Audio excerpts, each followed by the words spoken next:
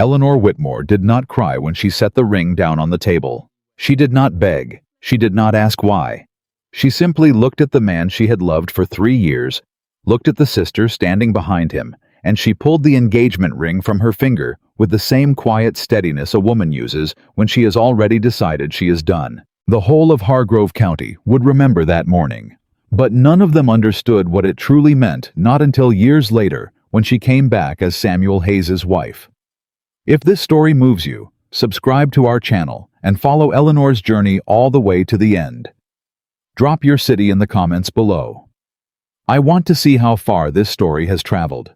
The summer of 1817 arrived in Hargrove County, Virginia the way it always did, heavy and slow, pressing down on the red clay roads and the wide tobacco fields like a hand that refused to lift. The air smelled of honeysuckle and cut grass, and from the big house at the top of Whitmore Hill, you could see the whole valley laid out below, green and gold and still. Eleanor Whitmore had grown up looking at that valley from the upstairs window of a room that was never quite her own. The furniture had been chosen by her mother. The curtains had been selected for Clara. Even the quilt on the bed had been made by her grandmother, with the intention of being passed to the younger girl, given to Eleanor, only because Clara had declared it too plain the one afternoon she had bothered to look at it. Eleanor was 26 years old that summer, and she had spent 26 years learning to want less. It was not something anyone had sat her down and taught her, not formally. There had been no lessons, no deliberate instruction. It had happened gradually, the way water shapes stone, one small surrender at a time, each one so reasonable in isolation, that she had never recognized the pattern until it was already carved into the bone of who she was. "Eleanor, your sister needs the mare today. You don't mind walking, do you, dear?" "Eleanor, we promised Clara she could have the blue dress for the Harrington supper. You'll look lovely in the gray." "Eleanor, you understand. You've always been the sensible one." Sensible. That was the word they used. Not kind, not generous, not patient. Though she was all of those things. Sensible. As if her willingness to give up what she wanted was not a virtue, but simply a matter of good reasoning. As if she had looked at the situation clearly and concluded of her own sound mind that what she needed did not matter as much as what Clara needed. As if it were obvious. She had believed it for a long time. That was the truth she did not like to examine too closely. Not even now.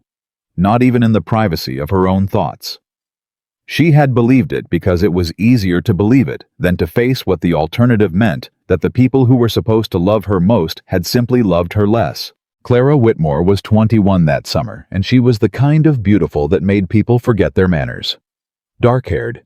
Where Eleanor was, fair, quick laughing, where Eleanor was measured, she moved through a room the way a fire moves, drawing every eye, consuming every bit of air, leaving a warmth behind her that people mistook for generosity.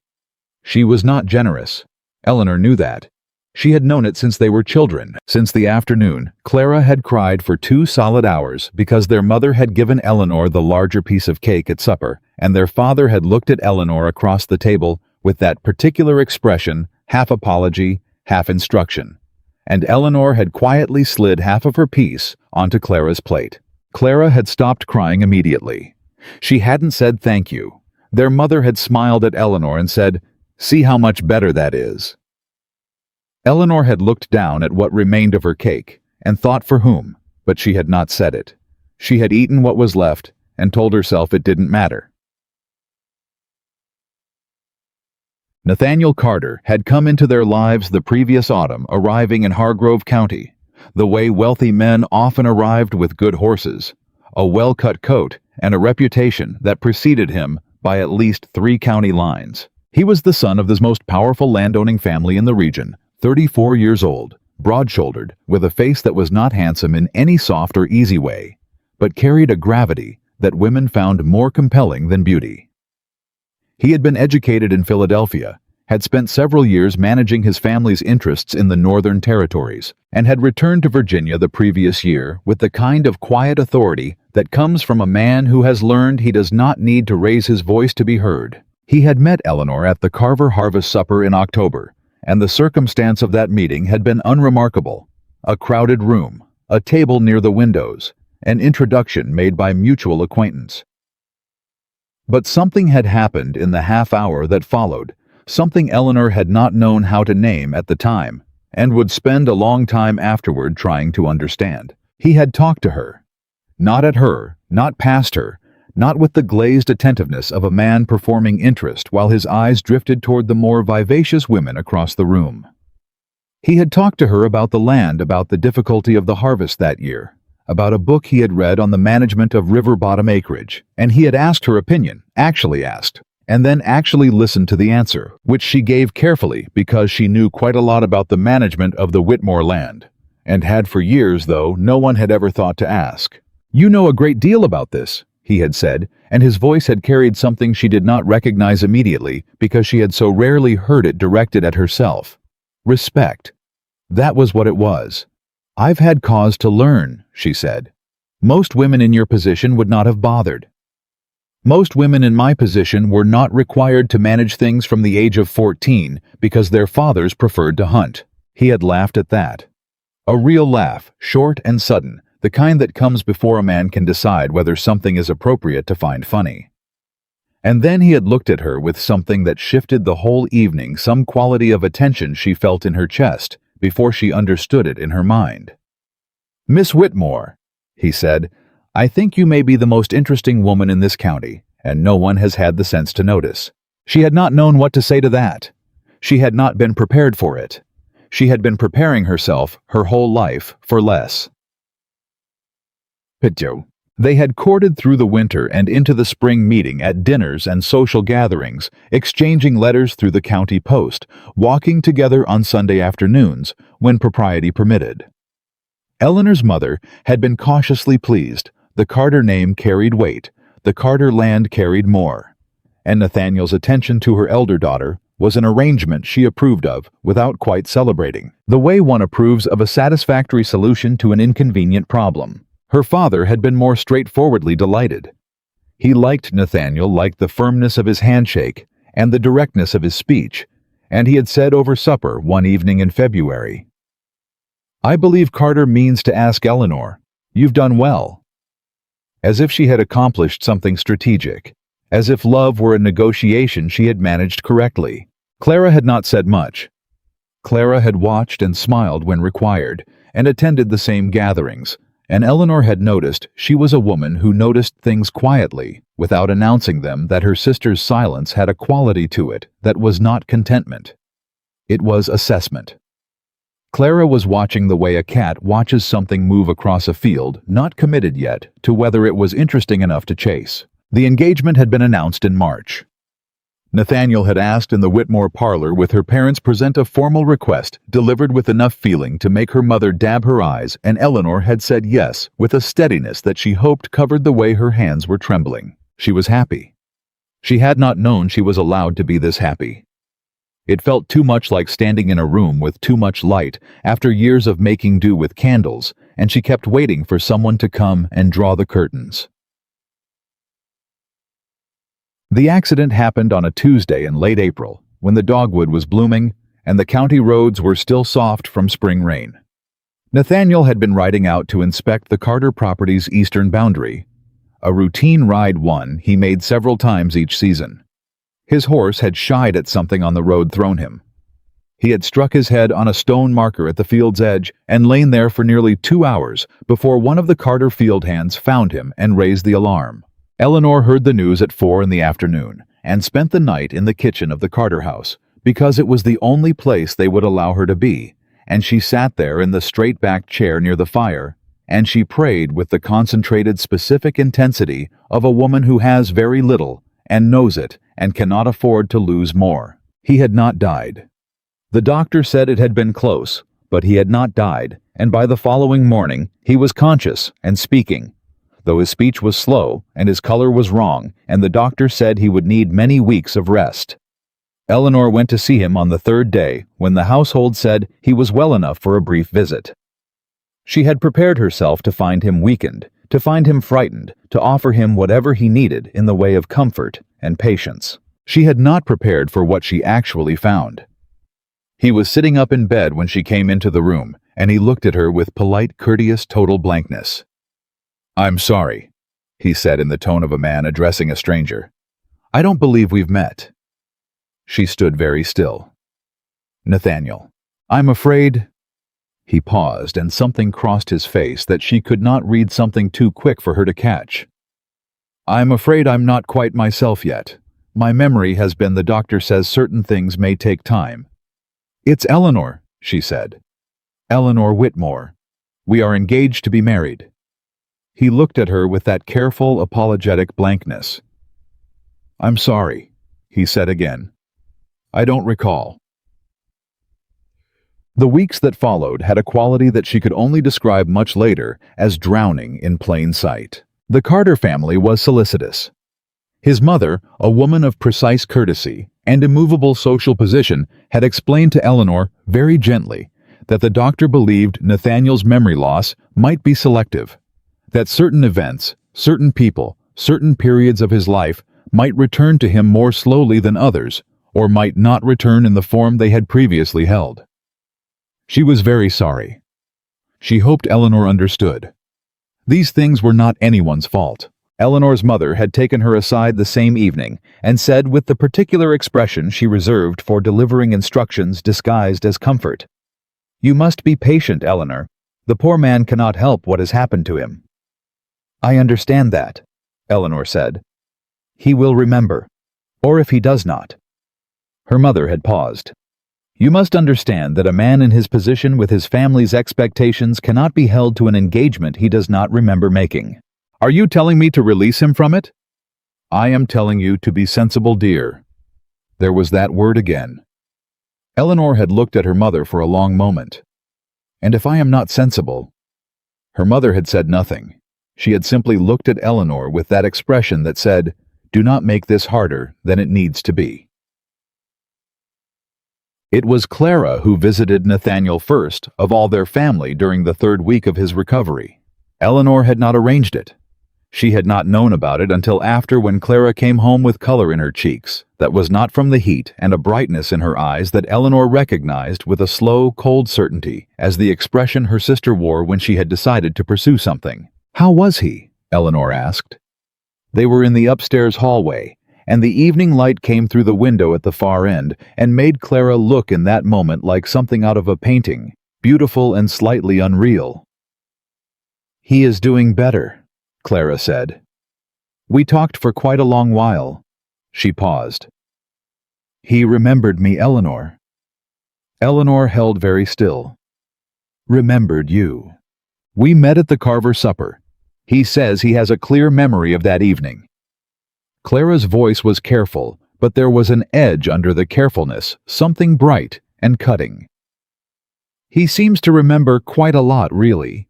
Just not everything." "Just not me," Eleanor said. Clara's expression shifted into something that was almost sympathy and was a great deal more like satisfaction. "I'm so sorry, Eleanor. It must be terribly hard."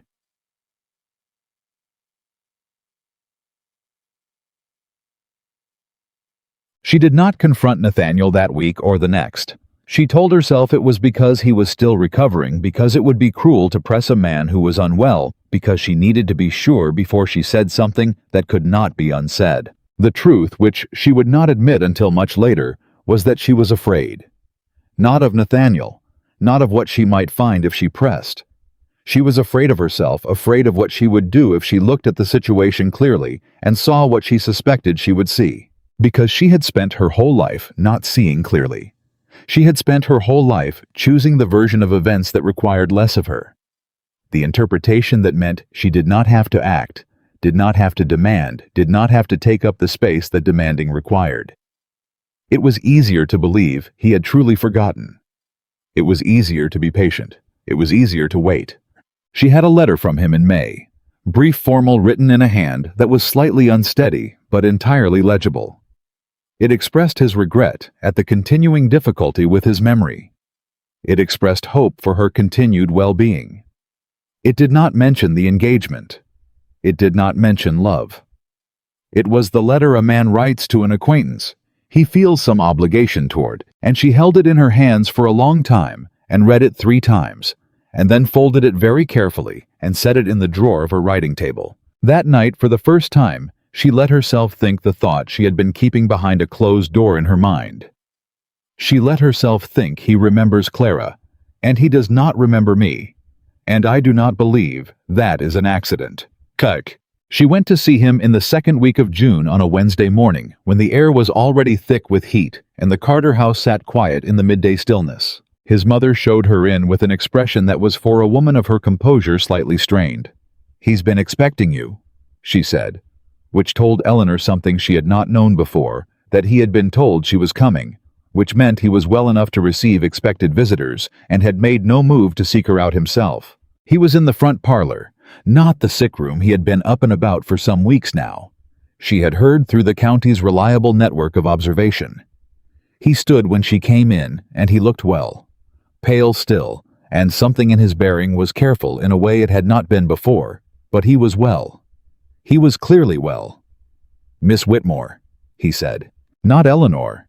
Not even the careful formality of her full name. Miss Whitmore.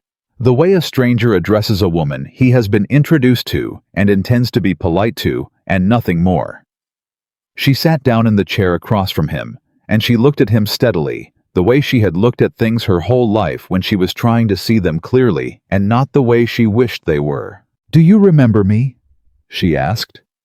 Not as an accusation, as a real question, because she needed to hear the answer spoken aloud. He was quiet for a moment. Then he said, "I remember meeting you at the Carver supper." And after, another pause. Careful. "I have fragments." "Fragments," she repeated. "You have fragments of 3 years. Eleanor." "Miss Whitmore," she said quietly, "since that appears to be what we are to each other now." He had the grace to look away. He looked at his hands, which were folded on his knee, and he was quiet for long enough that the silence became its own kind of answer. "I want to ask you something," she said, "and I want you to answer me honestly, not carefully, not kindly, honestly." He looked up at her. "Do you love my sister?" The pause this time was very brief. And it was the brevity of it, the fact that he could not hold the question in his hands for even a moment before the answer rose in him, that told her everything she needed to know. He started. "That is sufficient," she said. She stood. She was very steady. She had not known she would be this steady, and the steadiness itself felt like something she was discovering about herself in real time. Some quality that had been there all along under the surrender and the patience and the years of making herself smaller, and that had apparently been waiting for a moment exactly like this one to make itself known. "Eleanor." "Miss Whitmore," she said again. There was no anger in it. That surprised her most of all. She had expected to find anger at the bottom of this, and what she found instead was something colder and clearer and more permanent. She had expected grief and found instead a doorway. "I believe we are done here. You must understand the situation." "I understand it perfectly," she said. "That is the problem." She walked out of the Carter parlor and through the front hall and out the door into the bright June morning, and she did not look back. Why? She found the ring in her pocket. That evening she had been carrying it since March, slipping it off when she did housework, wearing it to gatherings, and she carried it downstairs and set it on the kitchen table, because the parlor felt too formal for what this was, and her bedroom felt too private, and the kitchen was the room she had always done the real work of the family in, quietly without ceremony. Her mother found her there an hour later. "Eleanor," her mother said, looking at the ring on the table. "What is this?" "I believe it belongs to Nathaniel Carter," Eleanor said. "I would appreciate it if you would see that it's returned." "You can't mean to." "I do." "Eleanor, if you simply give him time." "Mother." She turned and looked at her mother, and there was something in her face that made her mother go quiet in a way that she had not gone quiet before, not with Eleanor, not in Eleanor's lifetime. "I have given him everything that was mine to give. I will not give him my years as well." Her mother looked at the ring. She looked at Eleanor. "Your father will understand," Eleanor said, "or he will not. That is his matter to work out." She went upstairs and began packing. She did not leave in the night like a woman fleeing shame. She left in the morning with her trunk packed and her back straight, and she came downstairs to find Clara in the hallway at the bottom of the stairs, which did not surprise her. Clara looked at the trunk. She looked at Eleanor's face. For a moment, something crossed her expression that was not satisfaction. Something younger and less certain. Something that might have been in another kind of person, the beginning of remorse. "Eleanor," she said. Eleanor stopped on the last step, which put them at the same height. "Clara, I want you to know that I didn't plan—" "Don't," Eleanor said. Not harshly, simply. "You did what you always do. You wanted something, and you took it, and you told yourself it was fine, because I would manage. Because I always manage." She looked at her sister for a long moment. "I hope he is what you believe him to be." Clara said nothing. "And I hope," Eleanor said, stepping off the last step and onto the hall floor, moving past her sister toward the door, "that someday you understand the difference between wanting something and deserving it." She did not wait for an answer. She walked through the door, and the June morning received her hot and still, and smelling of honeysuckle, and she did not look back at the house that had been her home for 26 years. She was done looking back. Her mother's sister, Aunt Dora, lived 12 miles outside of Charlottesville, on a small piece of land that she had managed alone since her husband's death 8 years prior. She was not a wealthy woman. She was not a social woman. She grew a large kitchen garden, kept 3 goats read extensively, and held opinions about nearly everything that she had stopped apologizing for some years ago. Eleanor had always loved her. She arrived at Aunt Dora's door on a Thursday afternoon, dusty from the road, with her trunk and a small bag, and the particular expression of a woman who has made an irrevocable decision and is only now beginning to feel the full weight of it. Aunt Dora opened the door, looked at her niece, looked at the trunk, and said, "Come inside, and I'll put the kettle on." She did not ask what had happened. She did not say "I told you so," though Eleanor suspected she might have been entitled to. She put the kettle on, and when Eleanor sat down at the kitchen table and put her face in her hands for the first time in the entire horrible stretch of weeks, and felt the tears come not from grief she would understand later, but from relief from the extraordinary unburdening of having finally stopped pretending, Aunt Dora sat beside her and put a hand on her shoulder and said nothing at all. Nothing at all was exactly the right thing. When Eleanor lifted her head, Dora set a cup of tea in front of her and said, "Well, what do you want to do?" Eleanor thought about that. It was not a question she had been asked very often. "I want to learn," she said finally. "Everything I don't know yet." Dora looked at her for a moment. Then she nodded once, as if this were the most reasonable answer in the world. "Then we'll start tomorrow," she said. "The upper field needs managing, and I've had no one to show it to." Eleanor picked up the cup of tea. "Tell me about the upper field," she said. And Dora did. Outside the window of Aunt Dora's kitchen, the Virginia summer pressed on heavy and gold, and indifferent to the private turnings of human lives. The tobacco grew in the fields below, and the creek ran low in the heat, and 12 miles away in Hargrove County, the talk went on as it always did about what had become of the eldest Whitmore girl. And wasn't it a shame, and didn't Clara look lovely, and hadn't Nathaniel Carter made a fine recovery? Eleanor did not hear any of it. She was learning about the upper field, and somewhere on the far side of the county, on a large and well-managed property that backed up against the western ridge, a man named Samuel Hayes was waking up to another morning of tending. What was his asking? No one's permission, and doing what he had always done, looking straight at a thing and seeing it clearly. He did not yet know her name. He would. The upper field, as it turned out, was 43 acres of stubborn red clay soil that drained poorly on the eastern edge and had never been properly rotated in the 8 years since Aunt Dora's husband had died and left her to manage it alone.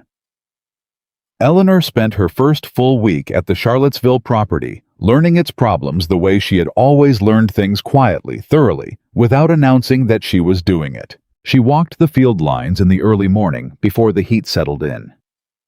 She talked to Dora's one remaining field hand, an older man named Calhoun, who had worked the land since before Eleanor was born, and who regarded her initial questions with the cautious skepticism of a man who had been asked questions by many people who did not actually want the answers. When he realized she did want the answers, all of them, including the ones that required him to explain what had gone wrong and whose decisions had caused it, his skepticism shifted into something that was not quite respect yet, but was moving in that direction. "You sure you want to hear all of this, miss?" he asked the second morning when her questions had led them into a detailed accounting of the drainage problem and the particular history of poor decisions that had compounded it over a decade. "I asked, didn't I?" she said. He looked at her for a moment. "Yes, ma'am," he said. "You did." And he kept talking. She took notes in a small leather-covered journal she had brought from home, writing in her small, precise hand, asking questions when she did not understand something and not pretending to understand when she didn't, which was a habit she had developed in childhood, because no one had ever complimented her on the appearance of knowledge, and she had therefore never learned to perform it. It was one of the few advantages of having been largely ignored. Aunt Dora watched all of this from a careful distance, as was her way, and said nothing unless she was asked. She was a woman who had learned early that advice given without invitation was largely wasted, and she did not waste things. At supper on the sixth evening, Eleanor looked up from the journal she had been writing in and said, "The eastern drainage could be corrected with a series of cuts along the low ridge. It would take a full season of work, and it would cost money you don't have." Dora looked at her across the table. "And if I had the money, the field would produce twice what it does now within 3 years. You've worked all of that out." Calhoun helped. Dora was quiet for a moment in the particular way she was quiet when she was deciding something. "I have some money set aside," she said. "Not enough, but some." She picked up her fork. "You can have it if you can bring me a proper accounting of the plan." Eleanor stared at her. "You would trust me to manage that?" Dora looked at her with an expression that was partly impatience and partly something much warmer than that. "Eleanor," she said, "who on earth do you think I've been waiting to give this to?" Eleanor looked down at her journal. Something in her chest did a thing she had not been prepared for. Not a breaking, not a grief, but a kind of slow unlocking, like a door that has been stuck for years and has finally, under patient and steady pressure, begun to give. "All right," she said. "I'll have the accounting ready by Friday."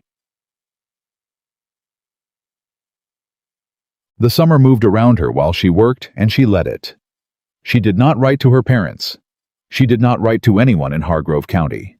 She had given herself permission deliberately and specifically to put that 12 miles between herself and the life she had left, and she intended to keep it.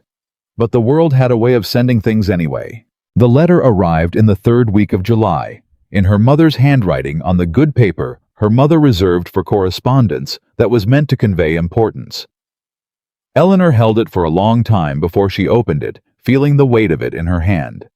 Knowing already, because she had always been better at reading situations than she had given herself credit for, that it contained something she was not going to like. She opened it at the kitchen table in the morning with her tea going cold beside her. Her mother wrote the way she spoke in careful rounded sentences that moved toward the difficult thing by way of a great many other things first. She inquired after Eleanor's health. She expressed hope that the visit with Aunt Dora was proving restful. She mentioned that the summer had been hot, that the garden was doing well, that her father's back had been troubling him, and then 7 paragraphs in the thing that the letter had always been about Nathaniel Carter and Clara Whitmore were to be married in September. Eleanor read the sentence twice. Not because she had not understood it the first time, because she was allowing herself to feel it, the full shape of it, the confirmation of what she had known since June and had been carrying since then, in the particular way one carries a thing that has been acknowledged privately but not yet made real by the world's recognition of it. She set the letter down.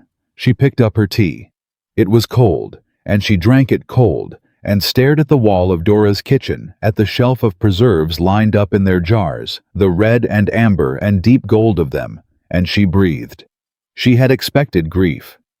She found something more complicated than grief, a layered thing, grief underneath and above it, something she did not have a word for yet. Something that was not quite anger and not quite relief, but contained elements of both. Dora came in from this garden 20 minutes later, pulling off her work gloves, and stopped when she saw Eleanor's face. "What is it?" she said. "He is marrying Clara." Eleanor did not say the rest, that the wedding was in September, that her mother had written it in that careful way that asked for understanding without asking for forgiveness. That the letter ended with the line, "Your father and I hope you will come home soon," which was the closest her mother had ever come to saying, "We are sorry," and was not in Eleanor's current state close enough. Dora sat down. She looked at Eleanor steadily.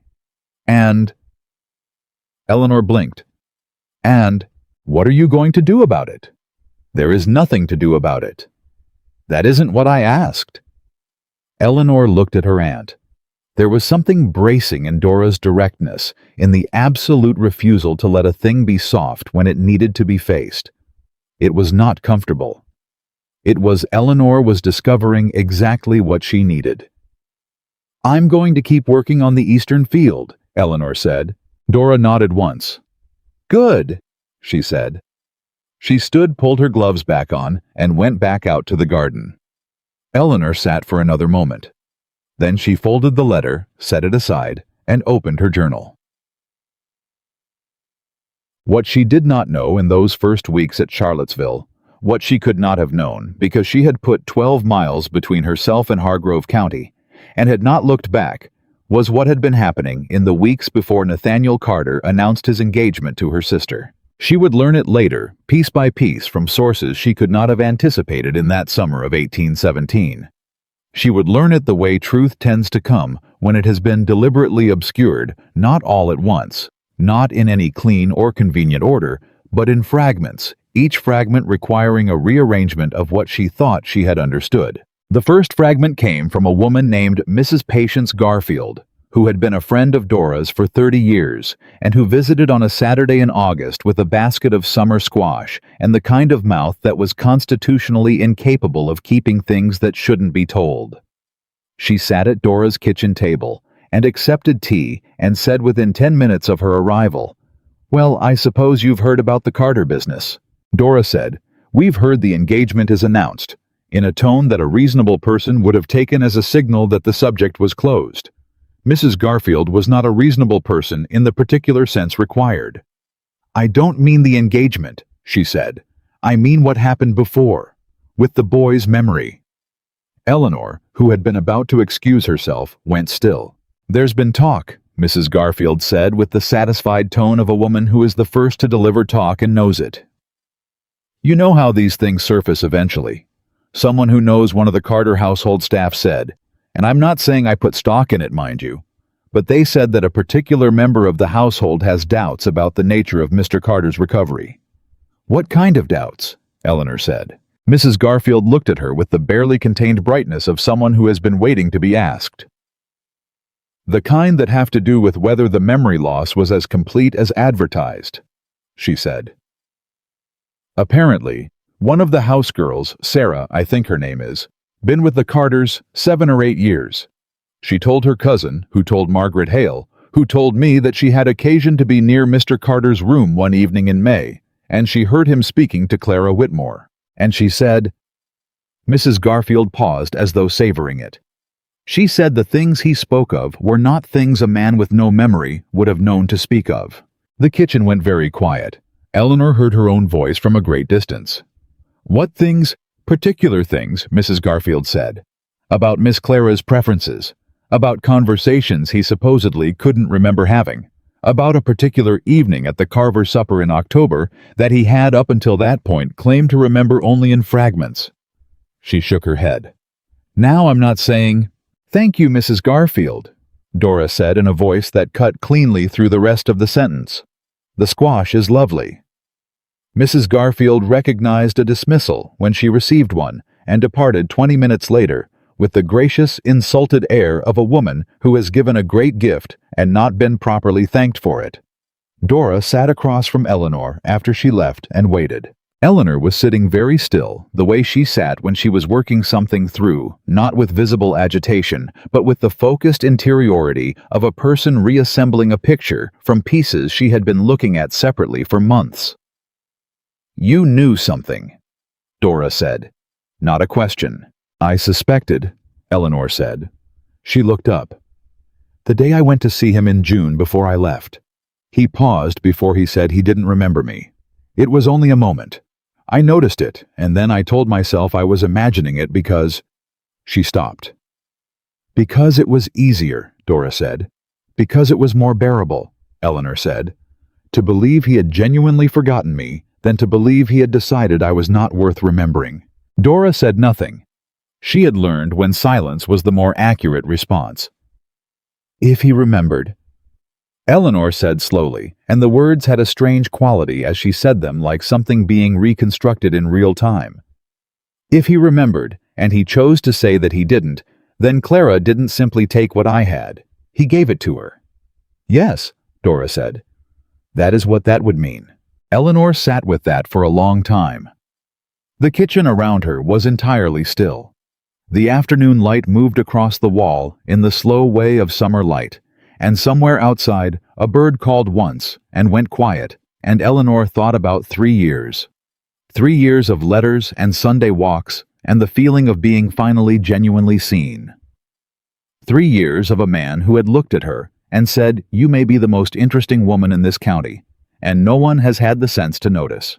She thought about what it meant that he had said that, and what it meant that he had subsequently decided his interest lay elsewhere, and what it meant that he had arranged that decision behind the convenient cover of an accident and a claimed memory, and the absolutely reliable cooperation of a county full of people who were very comfortable with the idea of Eleanor Whitmore being asked to sacrifice. He knew, she said, not with anger, with the particular cold clarity of a woman who has stopped giving herself false comfort and is looking at a thing exactly as it is.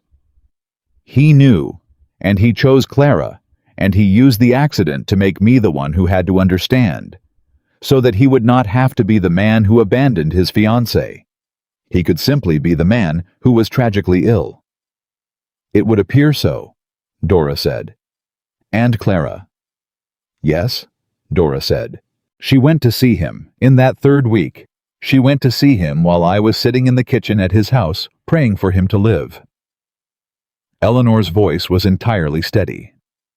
The steadiness itself was frightening a little, not to her, but it would have been to anyone who knew the difference between steadiness that comes from peace and steadiness that comes from something being finally permanently decided.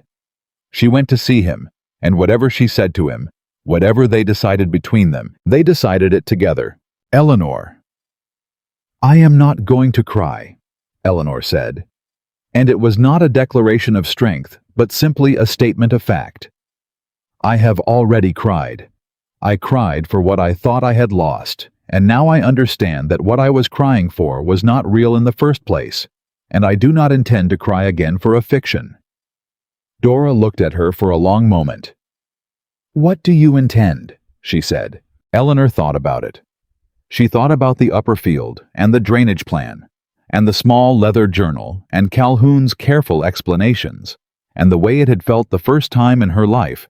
It had felt to be learning something that was entirely, exclusively, unreservedly her own.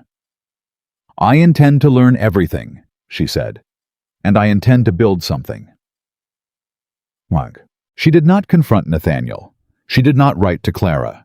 She did not go home for the September wedding, and when her mother's second letter arrived asking her attendance, she wrote back a single paragraph that was polite and final, and said that she would not be able to make the journey at that time, and she sent no further explanation. Her father wrote once in October a letter that was more honest than she had expected from him. Not quite an apology, but closer to one than he had ever previously attempted. He said he believed she had been treated poorly. He said he hoped she understood that he had not intended for things to go the way they had gone. He said he missed her. She wrote back. She told him she was well. She told him she was learning a great deal. She said she hoped his back was improving. She signed it with love because she did love him. She had simply stopped organizing her life around the people who loved her insufficiently. And there was a difference between the two things that she was becoming better at holding clearly in her mind. The fall turned into winter, and she stayed at Dora's property, and she worked. The thing about learning when you have been denied it for a long time is that it moves through you the way water moves through dry ground, fast, at first absorbed immediately, feeding something that has been parched so long it barely remembers what water feels like. Eleanor learned land management from Calhoun and from Dora and from the 3 books on agricultural improvement that Dora kept on a shelf in the back room. She learned accounting from the household records that no one had balanced properly in 4 years, sitting at the kitchen table with a tallow candle and working through them, column by column, until they told the truth. She learned over the course of that first winter what it felt like to be competent, not just at the quiet maintenance tasks she had been performing at the Whitmore estate since she was 14, but at the larger work, the work that required judgment and planning, and the willingness to make decisions and be wrong, and correct the decision and try again. She had not known she was capable of it. She had suspected in the vague way one suspects things that have never been tested. But suspicion and knowledge are different, and what that winter gave her was knowledge specific, demonstrable, built from the evidence of her own hands and mind, irrefutable in the way that things you have actually done are irrefutable, regardless of what anyone thinks of you. By February, the drainage plan was underway. By March, the eastern field had been cut along the low ridge, and the standing water that had been killing the productivity of that corner was beginning to move. Calhoun looked at the work one morning and said, "That's right," in a tone that was the highest praise Eleanor had ever heard him offer, and she stood in the field in the cold March air and felt something she did not have a name for, yet not pride exactly, or not only pride, something larger.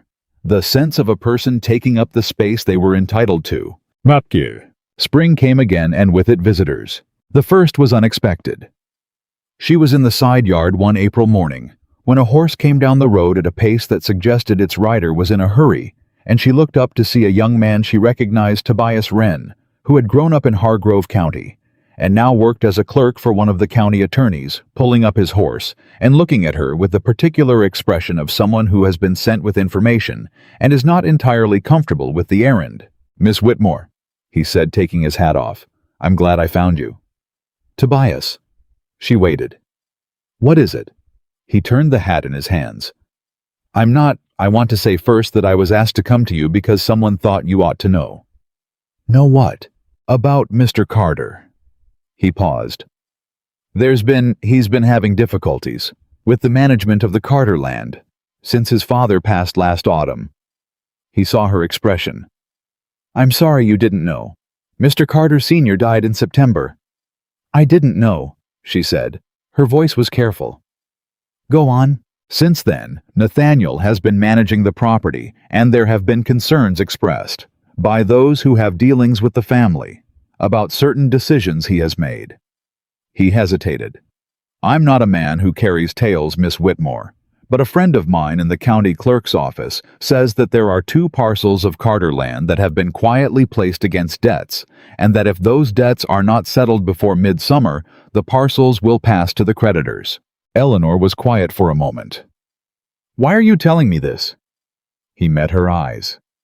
"Because my friend also says that one of those creditors is a man named Samuel Hayes, and Mr. Hayes has made inquiries about the disposition of those parcels, and those inquiries have a particular quality to them." He paused. "A quality that suggests he has had dealings with the Carter family before, and not easy ones." Eleanor looked at him steadily. "I don't know a Samuel Hayes." "No," Tobias said. "But I thought you ought to know that he exists, and that his name is going to be spoken in connection with the Carter family's difficulties, probably before the summer is out." He put his hat back on. "I thought you ought to have the information, Miss Whitmore. What you do with it is your own affair." He touched his hat brim to her, turned his horse, and rode back the way he had come. Eleanor stood in the April yard for a long time, turning the name over in her mind, the way she turned unfamiliar information, carefully examining it from different angles. not deciding what it meant before she had looked at it from enough of them. Samuel Hayes. She did not know him. She knew the name in the way one knows the names of the largest landholders in a region, as a piece of geography, a point on a map of influence and wealth. His property was on the far side of the county, backing up against the western ridge. He was a widower, she believed. Large operation well managed, kept to himself more than his position in the county would have required. She did not know him, but she was beginning to understand that she was going to. The second visitor came in May unannounced at an hour that was barely proper for calling, just past 9 in the morning, while Eleanor was at the kitchen table with her journal open and Dora was still in the garden. The knock at the door was not tentative. She opened it to find Clara. It had been 10 months. Clara looked different was not quite the word. She looked the same as she had always looked, beautiful and dark-haired and composed, but the composition had something underneath it now that had not been there before. Some tightness around the eyes, some quality of effortful maintenance that made her seem for the first time in Eleanor's memory like a person who was working to appear as she appeared rather than simply being that way naturally. They looked at each other for a moment without speaking. Then Clara said, "May I come in?" Eleanor stepped back from the door. Clara came in and stood in the small hall of Dora's house and looked around at it with the expression she had always worn for things she considered beneath the standard she had been raised to, and then she seemed to catch herself doing it, and the expression shifted into something more deliberate.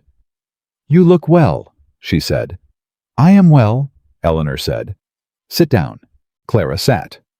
Eleanor stood because she found she did not particularly want to sit across from her sister in an attitude of comfortable conversation. She waited. "I want to explain," Clara said. "You don't have to." "I want to." "Then explain," Eleanor said. "But do it plainly, Clara. I've had enough of things dressed up in careful language." Clara was quiet for a moment. She looked at her hands, which were folded in her lap, and she wore the Carter engagement ring on her left hand, a different ring from Eleanor's, a larger one, the kind of ring that made a statement about position and resources. Eleanor looked at it for exactly 1 moment and then looked at her sister's face. "I did not intend for it to happen the way it did," Clara said. "How did you intend for it to happen?" Clara looked up. Something in her expression was genuinely uncomfortable, which was new. Clara had always moved through discomfort, the way she moved through everything, by redirecting it towards someone who could manage it for her. "I only went to see him because I was worried. After the accident. I only went because—" "Clara." Eleanor's voice was quiet and not unkind and entirely final. "You went because you wanted him. You have always done what you wanted, and when the thing you wanted happened to be mine, you took it the same way you took everything else, with the perfect confidence that I would find a way to be all right." She paused. "What I would like to know is whether he asked you to go." Clara went very still. "Did Nathaniel ask you to come and visit him?" Eleanor said. "In that 3rd week. Did he send word?" The stillness lasted 1 beat too long. Then, "He didn't send for me." Eleanor looked at her sister. "Clara." The word landed with more weight than she had intended. Clara's eyes dropped to her hands again. When she looked up, something had shifted in her face. Something younger and less managed than the expression she had walked in wearing. "He wrote a note," Clara said. 3 days after the accident, while you were at his house praying." Eleanor heard the words. She heard them from a very calm and distant place inside herself, the place she had been building all winter, the place that was made of honest knowledge and red clay soil and the cold March air of a field being properly managed for the first time. "He wrote to you," she said, 3 days after the accident. He said—" Clara stopped, started again. "He said he was afraid, that the accident had made him think about what he truly wanted, and that what he truly wanted—" She couldn't finish it. "Was you," Eleanor said. Clara said nothing. "So the memory," Eleanor said. "The not knowing me. He said it would be easier," Clara said, and her voice had gone small in a way Eleanor had not heard since they were children. He said if people believed he had forgotten, then there would be no question of honor, of obligation. It would simply be a tragedy, and we could— She stopped again. Eleanor breathed. Once, steadily, through the whole truth of it. The whole carefully arranged, cleanly executed truth of it. A man who had decided he wanted something different, and had found a way to get it, that cost him nothing. That cost someone else everything. That used her lifetime of sacrifice against her one final time, relied on her endless sensibleness, her willingness to be the one who understood, the one who let go, the one who was told she must be patient, and said yes without requiring anyone to say please. "Thank you," she said. Clara blinked. "What?" "For telling me." Eleanor moved to the door. She opened it. "I needed to know exactly what it was. Not what I had constructed from the parts I could see, the whole thing." She looked at her sister. "Now I know, and I need you to leave." "Eleanor, we are not finished," Eleanor said. "You and I don't know what we are, but we are not finished, and I am not going to decide what we are today." She held the door. "Leave Clara. Go home to your husband." Clara stood. She walked to the door, and she paused in the threshold.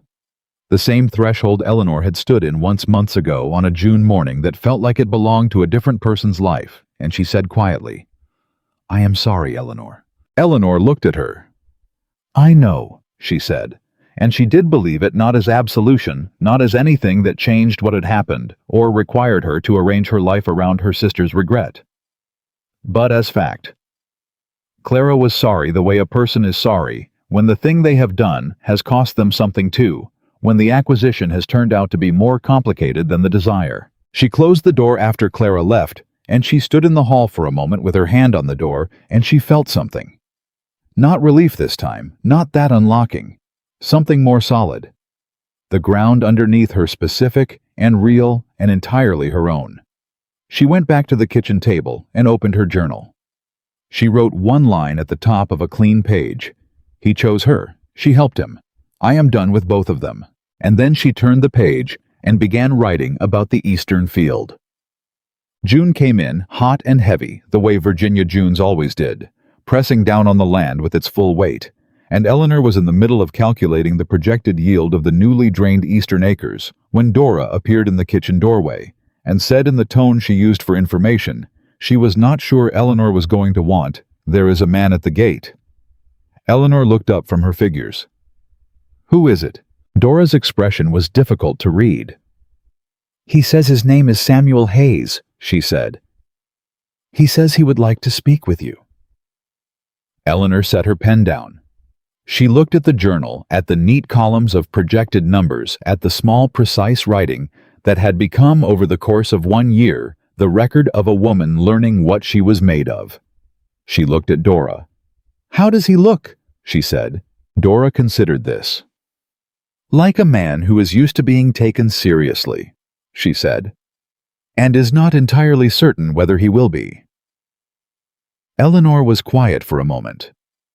She thought about Tobias Wren, and the name spoken in a yard in April, and the quality of the inquiries that suggested prior dealings with the Carter family, and the character of a man who had those dealings and had not been easy in them. "Send him in," she said. Samuel Hayes walked into Dora's kitchen the way certain men walk into rooms, not loudly, not with the performed confidence of a man who needs others to register his presence, but with the particular settled quality of someone who has long since stopped needing to announce himself.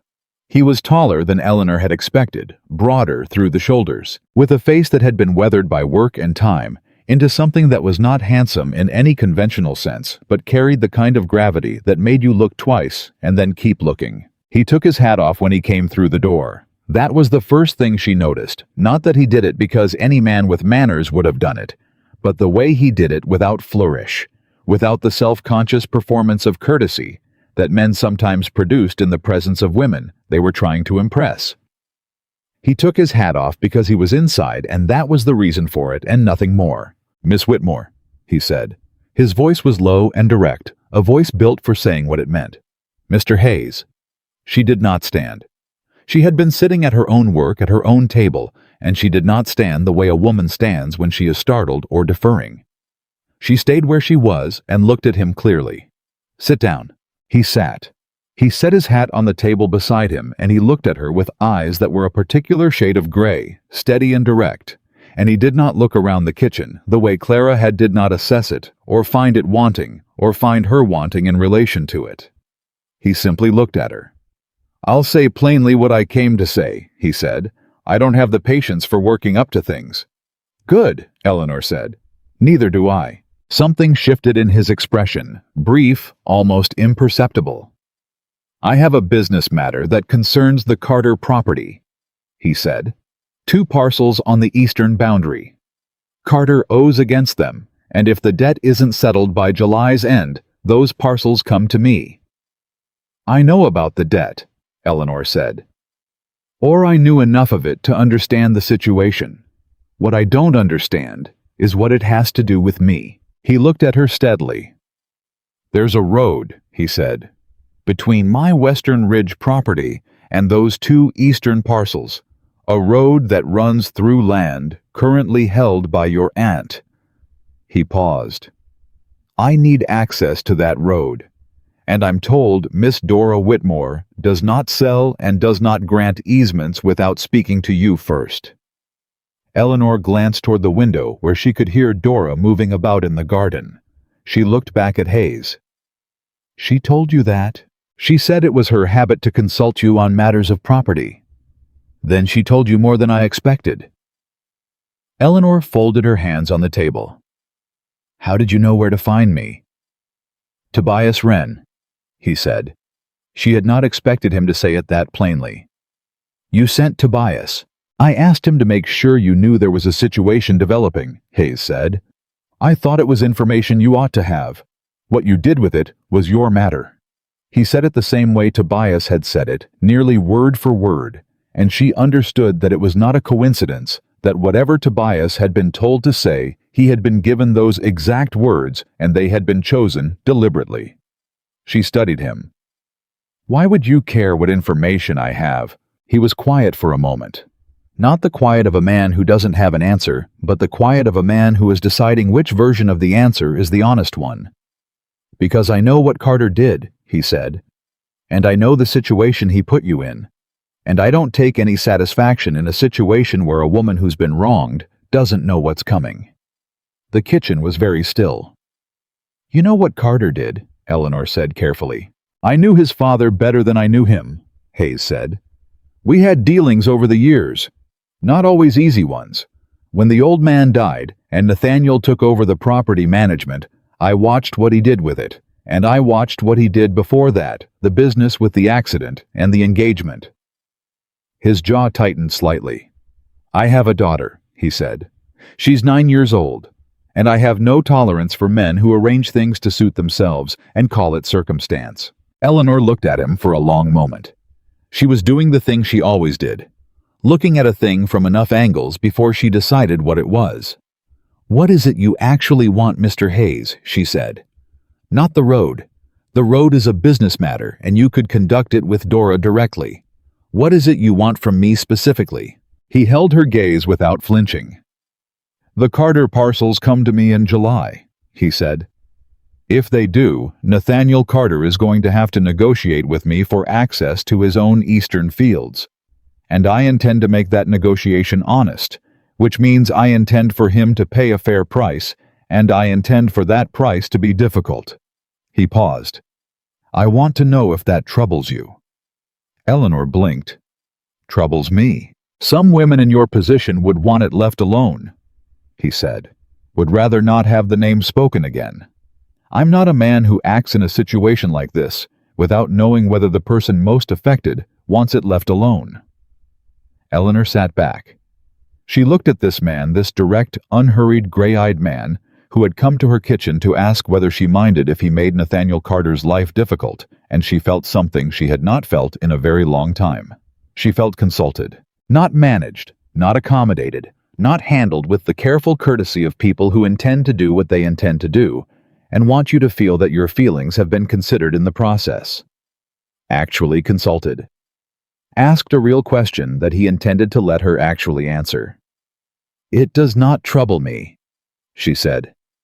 He nodded. "Good." He picked up his hat. "About the road." "I'll speak with Dora," she said. "Come back Thursday." He stood. He put his hat on. He was almost to the door when she spoke again. "Mr. Hayes." He stopped. He turned. "Why did you come to the door yourself?" she said. "You could have sent someone." He looked at her steadily. "I wanted to meet you," he said. "I'd heard things about you these past months from people in the county who know your aunt. I wanted to see if they were right." "And are they?" He almost smiled. It didn't quite make it to a full smile, but it got close. "Come Thursday," he said. "We'll see." He walked out. Eleanor sat at her table in the kitchen, and she listened to his horse move away down the road, and she sat with the strange specific feeling of a person who has been seen, actually seen by someone who did not need anything from them in return for the seeing.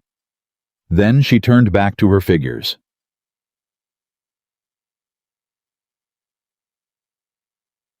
Dora came in from the garden 20 minutes later, pulling her gloves off, and looked at Eleanor's face with the expression she wore when she already knew something, but was waiting to be told. "He wants the road access," Eleanor said. "I know what he told me he wanted," Dora said. "That's not what I'm asking about." Eleanor looked at her. "He's straightforward." "He's more than that," Dora said. She sat down across from Eleanor and poured herself the last of the cold tea without ceremony. "Samuel Hayes has been managing that Western Ridge property for 12 years. He built it from 200 acres his father left him into 4 times that, without borrowing and without shortcuts. His wife died 4 years ago, and he has raised that little girl of his without complaint and without outsourcing it the way most men in his position would." She drank her cold tea. "And he came here himself rather than sending someone." "I noticed that," Eleanor said. "I thought you might," Dora said. Thursday, Eleanor said. He came back Thursday, as she'd said he should, and they sat at the kitchen table with a map of the property spread between them, and they talked about the road for the better part of an hour, and Eleanor discovered 2 things in that hour that she had not expected to discover. The first was that he negotiated differently than any man she had dealt with before. He stated what he needed, stated what he was willing to offer for it, explained his reasoning without defensiveness, listened to her counter-propositions with genuine attention, and when she made a point he hadn't considered he said so, which was a thing she had never heard a man say in a business conversation in her entire adult life. The second thing was that he asked questions, not the questions of politeness or the questions of social navigation, real questions, the kind that required real answers. About the drainage work, about the yield projections, about her plan for the eastern acreage in the next 2 growing seasons.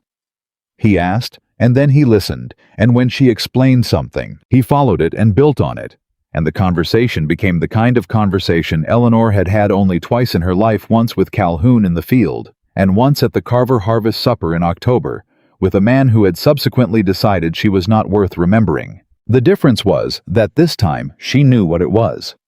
She recognized it. She did not let it do to her what it had done before, did not let the simple experience of being listened to become the whole of what she felt about a person.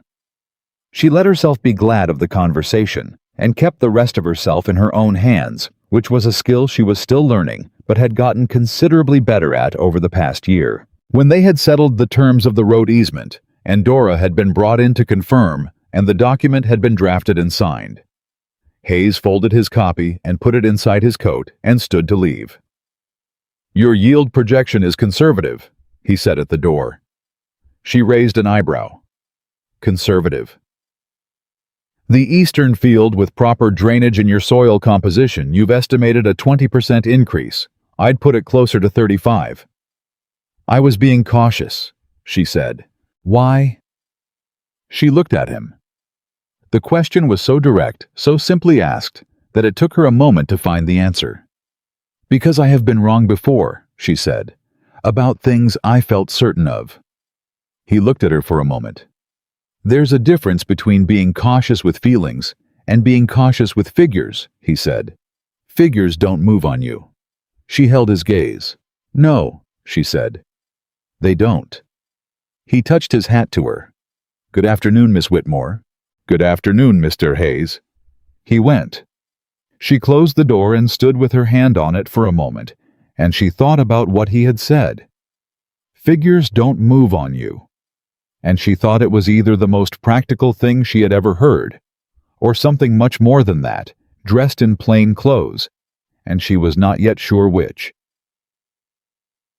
July arrived, and with it the transfer of the Carter parcels. She did not learn of it through official channels, or through any deliberate communication from Hayes.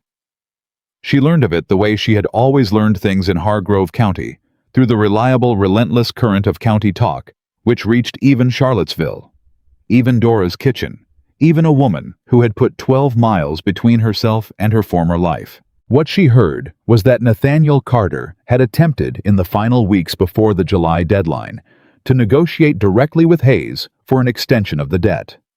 She heard that the negotiation had not gone well. She heard, and this part she received from Tobias Wren, who had come back through on a county errand, and stopped to let her know that Nathaniel had arrived at Hayes's property in person to make his case, and that the conversation between the two men had been brief. "What did Hayes say?" Eleanor asked. Tobias turned his hat in his hands, which was becoming a habit around her. He said that the terms of the debt were the terms agreed to, and that he did not renegotiate terms that had already been met with bad faith on one end. He paused. He also said, and Carter didn't like this from what I'm told.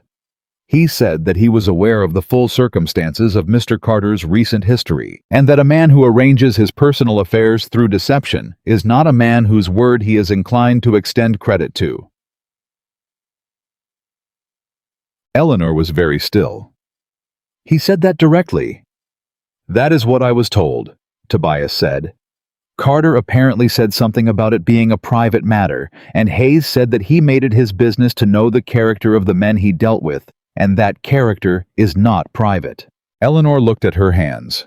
She thought about what it cost a man in that county in that year, in that social geography, to say that to another man's face. It was not nothing. It was in fact a considerable thing, the kind of thing that could create enemies, that could complicate business and social standing, that a man with no stake in the outcome would not have chosen to do. She thought about what kind of stake Samuel Hayes might have in an outcome he had no direct business reason to care about. She did not let herself finish the thought. Not yet. She was still learning to be careful with the kind of thing that wasn't figures. What? He came again in August and again in September, and each time there was a practical reason. A question about the road, a document that needed reviewing, a matter related to the adjacent boundary lines. And each time the practical matter was settled within 20 minutes, and the rest of the conversation was something else entirely. He told her about his daughter Lily in August, told her in the way a man tells you about the most important thing in his life, careful and understated, as if the carefulness were a form of protection for something he could not afford to lose. Lily was 9, and she was serious, and had her mother's dark hair, and her father's habit of going quiet when she was thinking hard about something. She liked horses and disliked lessons that didn't seem connected to anything real, and she had recently informed her father that she intended to manage the property herself when she grew up. "What did you say?" Eleanor asked. "I said she'd better start paying attention in arithmetic then," he said, and there it was, the thing that had almost been a smile in June, and was now fully one, unhurried and real, and reaching his eyes. Eleanor felt it in her chest before she registered it in her mind, and she noted this carefully, and she kept it in her own hands, where it belonged for now. "She sounds like someone I would like," Eleanor said. He looked at her steadily. "She sounds like she has things to learn from someone like you," he said. "And I mean that plainly, not as a compliment you're meant to deflect." Eleanor did not deflect it. She had been getting better at not deflecting things that were offered plainly and meant honestly. "Thank you," she said. He nodded. Moved on to the next practical matter. She appreciated that too, the fact that he said something real, and then let it be real without requiring her to do anything particular with it. The twist when it came did not come from Hayes. It came from Clara. A letter arrived in the last week of September, and Eleanor recognized the handwriting, but not the character of it. Clara's usual precision was ragged at the edges, the letters uneven in the way of a person writing quickly and not stopping to compose themselves. She read it standing at the kitchen door in the early morning while Dora was still inside. Clara wrote 3 pages. Eleanor read them once fast, then went back and read them again more slowly, because the first reading had given her the shape of the thing, and she needed the second reading to understand the specifics. The specifics were these. There was a document. A letter specifically written by Nathaniel to his father in December of 1816, 4 months before the accident, 6 months before the wedding that had been planned. A letter in which Nathaniel had written in his own hand that he intended to break the engagement with Eleanor Whitmore, but could not do so honorably without losing the business alliance the Carter family had with the Whitmore estate. That he was looking for a way to resolve the situation that would not cost him position or standing. That he had in the letter's 3rd paragraph referred to Eleanor with a clarity of contempt that Clara underlined in her own letter, and then wrote underneath that she had not known about this until now, had found it in her husband's papers by accident, and that she was the word she used was sick. Eleanor's hands were very still. She read the underlined section again. Nathaniel had written in December of 1816 that Eleanor was a convenient woman, reliable, manageable, unlikely to cause trouble, but that he had no genuine feeling for her, and that her primary value had been her family's willingness to accommodate the connection. He had written that he had been spending time with Clara, who was entirely different in character, and that he believed if the matter could be arranged properly, there might be a more interesting future in that direction. December 1816, 4 months before the accident.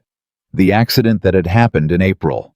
The accident that he had written to Clara about 3 days after it occurred. She had said so herself. She had said he wrote to her. She had said he was afraid, and that the accident had made him think about what he truly wanted. What Eleanor was now understanding, what was rearranging itself in her mind with the cold precision of figures on a page. Figures that didn't move.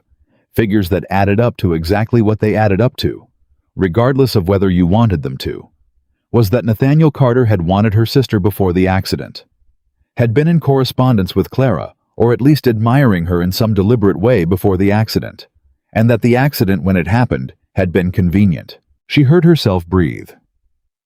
Once steady all the way down. The accident. A horse that shied on a road Nathaniel Carter had ridden many times. A fall that had left him unconscious long enough for 2 hours to pass before he was found. A head injury that had by tremendous fortune and selective efficiency erased the memory of one specific woman while leaving intact the memory of another. She sat down on the front step. She sat with the letter in her hands and the September morning around her, and she thought about whether it was possible. She thought about it honestly, the way she had learned to think about hard things, not looking away from the implication, not choosing the version that required less of her to face. It was possible. She could not know. She would likely never know with certainty. But it was possible that the accident had not been managed. Men fell from horses and struck their heads, and the consequence was what it was. And she would not let herself build a story from fragments just because the fragments fit the shape of her anger. She would not do that. But the letter from December existed, and the letter said what it said. And what it said was that before any accident, before any claimed memory loss, Nathaniel Carter had already decided she was a convenient woman whose primary value lay in her family's compliance, and that he intended to find a way out. The memory loss had simply been the way. She stood up. She folded Clara's letter and put it in her pocket. She walked inside. Dora was at the stove. She turned and looked at Eleanor's face and set down what she was holding. "Sit down," Dora said. "I'm all right," Eleanor said.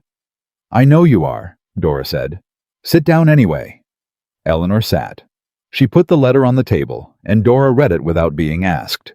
reading it the way Dora did everything with thorough attention and no visible reaction until she had finished, at which point she set it down and sat across from Eleanor and said, "What do you need?" "I need to know what I can do with this," Eleanor said. Her voice was entirely steady. She had moved past a certain kind of feeling, moved into the colder country on the other side of it, where things were clear and specific, and the question was not how to feel, but what to do. "The letter exists. Nathaniel knows it exists now, or will soon if Clara has written to me. And there is a business situation involving his land and Samuel Hayes that is not yet resolved, because the parcels have transferred, but Nathaniel still has to negotiate access to his eastern fields." She looked at Dora. "He needs that access, and the man he has to negotiate with to get it is a man who has already told him his character is the issue." Dora looked at her for a long moment. "You're thinking about the letter as leverage," she said. "I'm thinking about the letter as truth," Eleanor said. "That's all it is. It is a true thing. What happens to a true thing depends on who knows it. And you think Hayes should know it. I think Hayes is conducting a negotiation with a man, and has stated on the record to that man's face that he is aware of the full circumstances of Carter's recent history." Eleanor looked at her aunt. "If there are circumstances he is not yet aware of, that statement is incomplete." Dora was quiet for a moment. Then she said, "You're going to tell him." "I'm going to show him," Eleanor said. "If he wants to see it, I won't press it on him. It's his negotiation and his decision." She paused. "But I think he should have the information." She said it the same way Hayes had said it months ago. She did not know if she had chosen the words deliberately, or if they had simply risen in her because they were right. What she knew was that they meant what they meant, that information was not the same as a decision, and that a person deserved to make their decisions in full knowledge of the truth, and that this was not something she had always been given, and was something she intended to give when it was hers to give. She sent a note that afternoon through Tobias, who had come through again on some county business or other. The note said simply, "I have received information you may find relevant to your current negotiation. I would like to offer you the opportunity to see it if you wish. If you do not wish, I will understand." His reply came the next morning. It said, "I will come tomorrow." And it was signed in a hand that was as direct as his speech, S. Hayes. He came at 9, which was earlier than he had come before, and Eleanor noticed that he had ridden, rather than taking the carriage, which meant he had moved fast or had not wanted to wait. She opened the door before he knocked. He looked at her face. Whatever he saw there made him come inside without saying anything at all, which was, she had learned, one of his signal qualities, the ability to read a situation and meet it at the level it was at, rather than imposing his own. She put the letter on the table in front of him. He read it standing. He read it once, and then he read the underlined section again, and then he set it down and looked at the far wall for a moment in the particular stillness of a man rearranging his understanding of something he thought he had already understood. "December," he said. "4 months before the accident," she said. He was quiet for a moment longer. Then he looked at her. "Are you all right?" The question surprised her. Not the fact of it. She was beginning to understand that his questions were always real, but the timing of it, the fact that it was the first thing he said before anything about what the letter meant for his negotiation, before any of the practical implications. "I am," she said. "It doesn't hurt the way it would have a year ago." She paused. "It's more like finding the last piece of a thing you thought you had already finished assembling, and discovering the picture is slightly different than you believed." He looked at her steadily. "Different how? I thought he had chosen badly," she said. "Made a poor decision under difficult circumstances. I understand now that he made a calculated decision before any circumstances arose, and then arranged the circumstances to suit the calculation." She met his gaze. "It changes the shape of it. What I went through. It wasn't a tragedy. It was a transaction. And I was the cost of it." Hayes said nothing for a moment. When he spoke, his voice was quiet and entirely deliberate. "You were not the cost," he said. "You were the person he decided was safe to cost." Eleanor looked at him.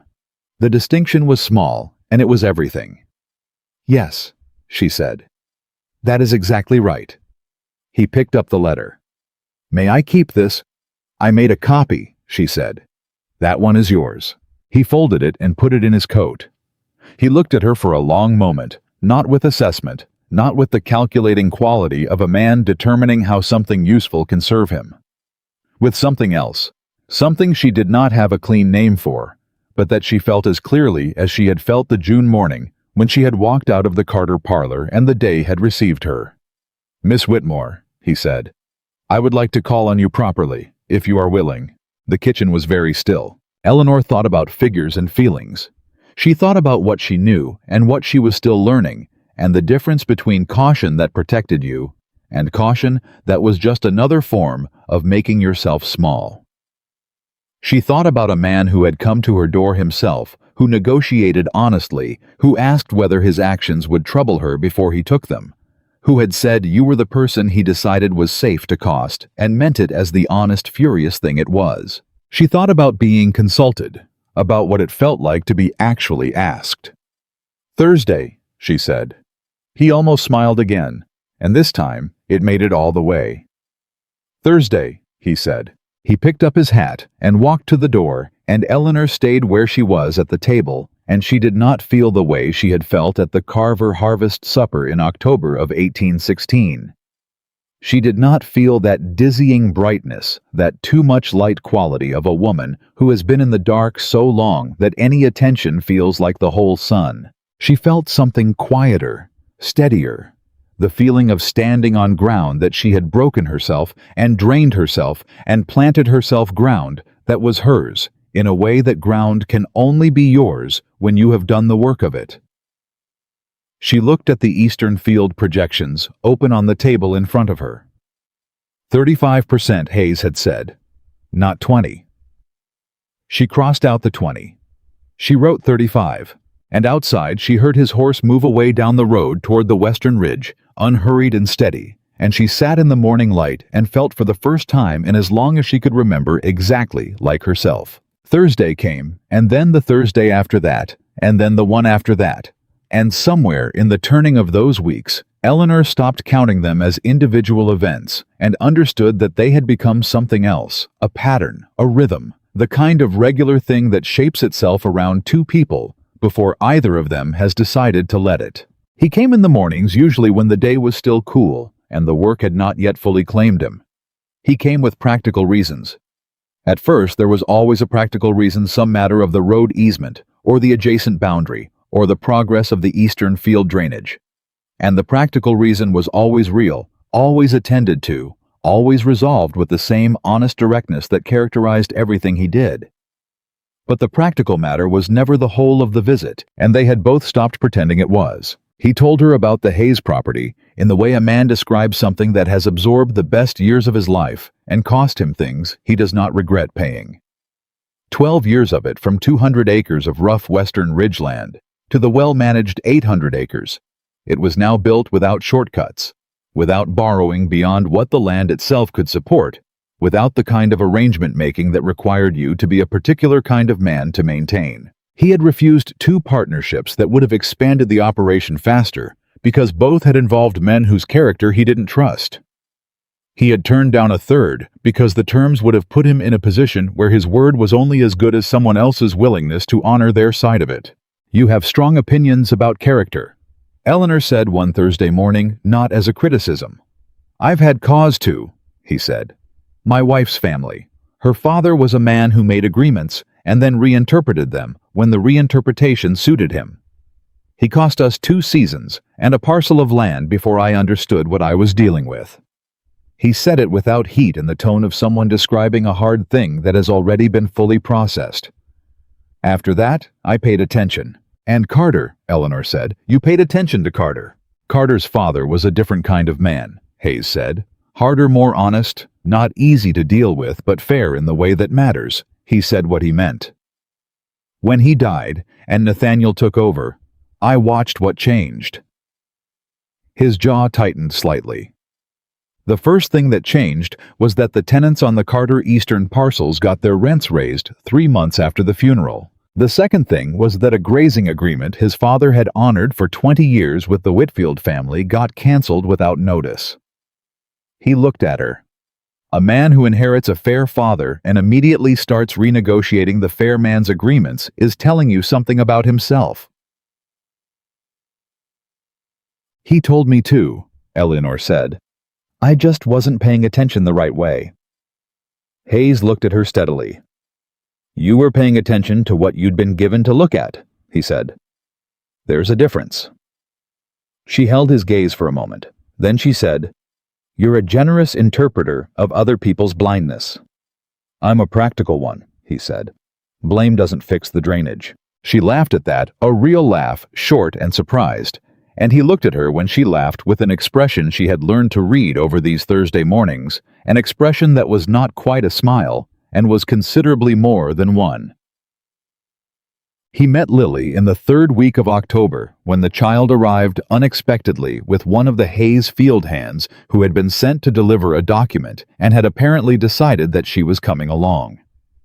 She appeared at Dora's door beside a patient-looking man named Garrett, who had the expression of someone long resigned to the inevitable decisions of a 9-year-old with her father's stubbornness. Eleanor opened the door and looked at the child and understood immediately why Hayes had described her the way he had. Lily Hayes was small for her age and dark-haired, and stood with her feet planted and her chin at an angle that suggested she had decided before arriving that she was going to like this, or she was going to say so.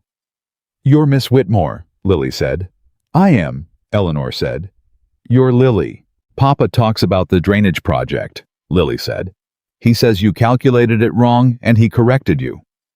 He corrected my estimate upward, Eleanor said, and he was right to. Lily considered this. He's usually right, she said. He doesn't say it, but he is. Come in, Eleanor said. I'll show you the figures. The figures turned out to be exactly the right thing to show Lily Hayes, who sat at the kitchen table and looked at Eleanor's journal with the focused attention of a person encountering something real for the first time and understanding it as such.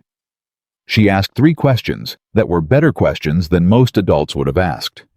When Eleanor answered the third one, Lily looked up at her with an expression that was so precisely her father's, that particular quality of seeing a thing clearly and registering it without performance, that Eleanor felt something unexpected move through her. Papa said you built this yourself, Lily said. The plan. Calhoun helped me understand the land, Eleanor said. But yes, the plan is mine. Did anyone teach you? I taught myself, and then I found people who knew things I didn't. Lily was quiet for a moment. Mama managed the house, she said. She was good at it. Papa said she was the best at it. She looked at the journal. I don't want to manage the house. What do you want to manage? Eleanor asked. The property. Lily said immediately. The whole thing. She looked up. Is that wrong? No, Eleanor said. She held the girl's gaze. It is not wrong. Lily nodded. She looked back at the journal. She said, Can I see the rest of it? Eleanor turned the pages. Hayes arrived an hour later, having presumably realized his daughter had made her own travel arrangements, and found Lily and Eleanor at the kitchen table, with the journal between them, and Dora standing at the stove, pretending not to be delighted by all of it. He stopped in the doorway and looked at them. Papa, Lily said without looking up. She estimates conservatively on purpose. She says it's because she's been wrong about things before. Has she explained the distinction between figures and feelings? He said. I explained it to her, Eleanor said. He looked at her over his daughter's head. That expression was back, the one that wasn't quite a smile, but contained more than a smile. Eleanor met it without looking away, which was something she had gotten considerably more comfortable with over these past weeks. Lily, he said, go help Miss Dora. Lily looked up at her father with the expression of a person who knows exactly what is happening and has decided she is in favor of it. All right, she said, with a composure that was pure theater from a 9-year-old, and took herself and her dignity over to where Dora was standing. Hayes sat down across from Eleanor. He looked at the open journal. He looked at her. "She likes you," he said. "I like her," Eleanor said. "She doesn't like most people," he said. "She's polite because I raised her to be, but liking is different." "I know the difference," Eleanor said. He was quiet for a moment, in the way he went quiet when he was deciding something. "Eleanor," he said. It was the first time he had used her given name without the miss. He said it as if he had been waiting for the right moment and had decided this was it. She did not correct him. "I would like to say something," he said, "and I want to say it plainly, so there's no question about what I mean." "Go ahead," she said. "I am not a man who moves quickly in matters that are serious," he said. "I have been wrong before about a person, and it cost my family considerably, and I am not in the habit of ignoring that experience." He held her gaze. "But I also know the difference between caution that's honest and caution that's an excuse for not doing something you know is right." He paused. "I would like to know if you are open to the possibility of something more than Thursdays." The kitchen around them was entirely still. Dora and Lily had gone very quiet, in the way of two people who are definitely not listening, and are definitely listening. Eleanor looked at this man steady, direct, careful with serious things, willing to say what he meant and mean what he said, and she looked at him with the clear eyes of a woman who had spent a year learning what she was made of and had discovered that what she was made of was considerably more than she had been told. "I am open to it," she said. "I am not in a hurry, and I would need you to understand that." "I do," he said. "I have things I'm still building," she said. "Things that belong to me, that I intend to keep belonging to me." "I know," he said. "I wouldn't want them any other way." She looked at him for one more moment. Then she said, "Thursday then, for now." He almost smiled. "For now," he agreed. From across the kitchen, very distinctly, Lily Hayes said to Dora, "I think that went well." And Dora made a sound that was not quite a laugh. What none of them knew on that October morning in Dora's kitchen was that 12 miles away in Hargrove County, something had already been set in motion that was going to change the shape of everything before the year was out. It started with the negotiation. Nathaniel Carter needed access to his eastern fields. The two parcels that had transferred to Hayes in July sat between the Carter main property and the eastern boundary, and without a negotiated right of passage, Nathaniel was effectively landlocked on his most productive acreage. He had known this when the parcels transferred. He had known it and had apparently believed on the basis of what reasoning Eleanor could not imagine, except that he had always been a man who believed his own convenience would be accommodated, that Hayes would settle the matter quickly and at a reasonable price. Hayes did not settle it quickly. Hayes conducted the negotiation with the same directness and absolute refusal to move from his stated terms, that he applied to everything, and the terms he had stated were not ones that Nathaniel Carter was comfortable paying. She heard this from Tobias in November, who had it from the county clerk's office, which was the reliable mouth of Hargrove County's legal and financial life. Tobias came through on a cold Tuesday morning with his hat in his hands, and his expression that of a man bringing news he finds personally satisfying, and is trying to be professional about. "Carter made a third offer," Tobias said. "Hayes declined it." "What was the offer?" "Half of what Hayes is asking." Tobias paused. Hayes sent back a one-line reply, said the price reflects the value of what's being offered, and that he does not reduce prices for men who have demonstrated they do not honor the value of things entrusted to them. Eleanor looked at him. "He wrote that." "In those exact words," Tobias said, "I have reason to believe the county clerk's office has seen the correspondence," which meant half of Hargrove County had seen the correspondence, or would before the week was out. Eleanor knew how these things moved. She knew what it meant for Nathaniel Carter's standing in a county where business reputation was the currency a man lived on. She knew what it meant to have your character called into public question by the most respected independent landowner in the region in writing in a document that passed through official hands. She also knew something that Hayes did not yet know. She knew that the negotiation was about to become more complicated. The second letter from Clara arrived that same week. She almost didn't open it. She stood at the door with it in her hand and let herself have one moment of the old impulse, the one that said, "Put it down. Don't look. It's easier not to know." And then she opened it, because she was not that woman anymore. And knowing was always better. Clara wrote in a different tone than her first letter. Where the first had been ragged and confessional, this one was frightened. She wrote that Nathaniel had found out about the letter she had sent Eleanor. She wrote that he had been the word she used was cold. Not angry in the way she had seen him angry before, not loud or sharp, but the kind of cold that was worse than heat, the kind that meant decisions were being made that she was not being included in. She wrote that she had found him 2 weeks ago going through his own papers with a focus that had the quality of a man looking for something specific. She had asked what he was looking for. He had said nothing, and the way he said nothing had made her leave the room and not go back. She wrote that she was afraid he was going to do something about the Hayes negotiation that went beyond the negotiation itself. And then, in the third page, the thing that hit Eleanor like cold water, she wrote that she had found in a different drawer of Nathaniel's desk a document she did not understand. A letter official in character addressed to a county magistrate. She had not read all of it. She had heard Nathaniel coming and put it back. But she had read enough to see that it concerned a road. And the name on the document was not Carter, and it was not Hayes. It was Whitmore. Dora Whitmore. Eleanor read that line 3 times. She set the letter down on the kitchen table, and she sat very still, and she thought. She thought about the road easement signed in June, granting Hayes access across Dora's property to the Carter Eastern parcels. She thought about what that easement meant to the current negotiation, that Hayes had independent access to those parcels that did not require Nathaniel's cooperation, which was part of why Nathaniel's position was so weak. She thought about what it would mean to Nathaniel Carter if that easement could be challenged. She thought about a magistrate's letter.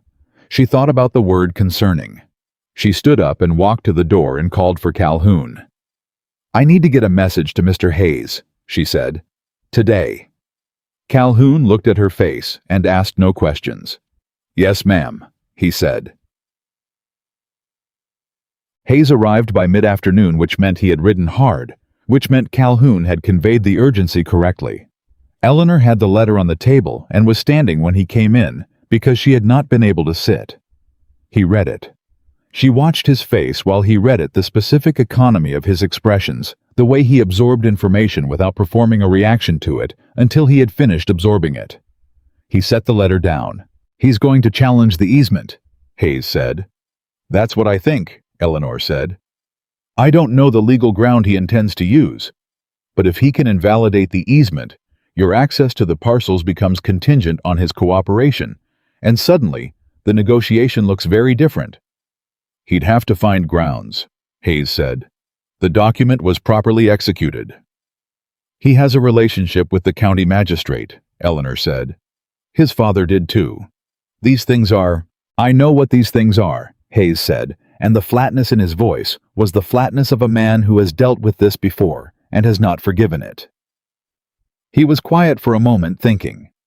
Then he said, "Tobias Wren." "What about him?" "He works for an attorney, county practice 20 years. A man named Ellison, who I happen to know has had his own long-standing difficulties with the Carter family over a land survey dispute in 1812. Hayes looked at her. "I need to speak with Ellison before Carter's document reaches the magistrate." "How long do you have?" "If Clara found it 2 weeks ago and Carter is still in the process of acting on it." He calculated. "A week, maybe less." "Then go," Eleanor said. He looked at her. He had his hat in his hand already. "Eleanor," he said. "Go," she said. "Come back when you know what Ellison says." He went. She stood in the kitchen after the sound of his horse had faded, and she thought about what was happening about Nathaniel Carter, in his study, going through his papers with that cold focus Clara had described, arranging a move against the man whose honest negotiation was costing him what he believed he was owed. She thought about Clara in that house, frightened, and writing letters, and too far into the consequences of her choices to find a clear way through them. She thought about what it meant that the radius of Nathaniel Carter's manipulation had extended to include not just herself, but Dora's land and Hayes's access and the legal machinery of the county. What it meant about the kind of man she had agreed to marry, and how long he had been this kind of man, and how well she had not known him. Dora came in from outside and looked at her face. "Hayes," she said. "He's gone to find an attorney," Eleanor said. "Nathaniel is going to try to challenge the road easement." Dora went very still. "My road." "Your road," Eleanor said. "He's going to try to use it to force Hayes into a worse negotiating position." Dora sat down. She looked at the table. Then she looked at Eleanor with an expression Eleanor had not seen on her aunt's face before. Not anger, not fear, but a particular kind of hardness. The hardness of a woman who has managed alone for 8 years and does not tolerate incursion. "What do we do?" Dora said. "We wait for Ellison's assessment," Eleanor said. "And then we make sure we are not surprised." Ellison's assessment came back in 4 days through Hayes, who sat across from Eleanor at the kitchen table with the attorney's letter in hand and read her the relevant sections with the directness she had come to rely on. The document Carter intended to submit challenged the easement on the grounds that Dora Whitmore, as an unmarried woman of advanced age, had entered into the agreement without proper male guardianship or legal counsel, and that the terms of the easement had been unduly influenced by her niece Eleanor Whitmore, whose interest in the outcome constituted a conflict that invalidated her role in negotiating the terms. Eleanor listened to this. She listened to all of it. She was very still. "He is arguing," she said when Hayes had finished, "that I manipulated my aunt." "Yes," Hayes said. "He is arguing that a woman negotiating a property matter on behalf of her family is evidence of undue influence rather than competent representation." "Yes." She was quiet for a moment. Not because she had nothing to say, but because what she had to say needed a moment to arrange itself into the right order. "And Ellison's assessment of the legal merit, slim," Hayes said. "But slim is not none. The magistrate is. Ellison says he is a man who can be persuaded by certain arguments if those arguments come from the right people." "Meaning Carter people," Eleanor said. "Meaning Carter people," he confirmed. He looked at her. "Ellison says there is a way to counter it. The easement was properly executed, the terms are legitimate, and if we can demonstrate that your aunt entered into the agreement with full knowledge and of her own independent judgment, which we can because she did, the challenge fails." He paused. "But it requires a hearing. And a hearing requires Dora to stand and speak for herself in front of the magistrate and explain her own decisions." "Dora will do that," Eleanor said. "I know," he said. "I've already asked her." Eleanor looked at him. "Before I came to you," he said. "I thought she had the right to decide for herself whether she was willing." The thing that moved through Eleanor at that, the recognition of what he had done, and why the simple, non-performative understanding of what it meant to give a person their own decision, was not a small thing. She held it steadily. "And she said yes," Eleanor said. She said. He paused, and something that was almost amusement crossed his face. She said she had been hoping for the opportunity to tell a Carter man exactly what she thought of him in a room where he was obligated to listen. Eleanor almost smiled. "Yes," she said. "That sounds like Dora." He set the letter on the table. He looked at her steadily, with that quality of attention she had learned to trust. "There's something else," he said. "Tell me." "Ellison says the strongest thing we can do in terms of the hearing is establish the full context. Not just the easement, but the pattern." He held her gaze. "The December letter." The kitchen was very quiet. "He wants to enter it," Eleanor said. "He thinks it should be known," Hayes said. "Not necessarily in the formal proceeding that may not be admissible, but as context that the magistrate is aware of. That the man challenging this easement on grounds of a woman's inability to manage her own affairs is the same man who by documented evidence made a deliberate calculation about the utility of a woman and then arranged circumstances to exit the situation without cost to himself. He paused. Ellison says a magistrate who knows that full picture is a different audience than a magistrate who only hears that Nathaniel Carter believes women need male guardians to make legal agreements. Eleanor thought about this. She thought about the December letter, about Nathaniel's handwriting, about the word convenient, about the specific documented contempt of a man who had looked at her and seen a useful object. She thought about what it meant to put that in front of people, to let the county know what the letter said. To take what had been a private wound, something she had folded into her journal and carried carefully and shared with only the people who needed to know, and make it part of a public record. She thought about who she was now. This woman sitting at a kitchen table in Charlottesville with a drainage plan and an easement document and a year of her own making underneath her. She thought about whether the woman she was now was afraid of Nathaniel Carter, knowing that she knew what he had done. She was not. "Use it," she said. Hayes looked at her. "You're certain?" "He built his whole arrangement on the certainty that I would be sensible," she said. "That I would understand. That I would let the convenient interpretation stand, because the alternative was too costly." She met his eyes. "I'm done being convenient." He held her gaze for a moment. Then he nodded once with the weight of a man who takes a decision seriously when it is given to him.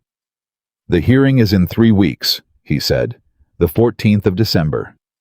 "I'll be there," she said. He looked at her. "You don't have to be." "I know," she said. "That's why I'll be there." Sir. The 2 weeks before the hearing moved with the particular speed of time when something is coming. Eleanor spent them at the desk in Dora's back room, going through everything she had.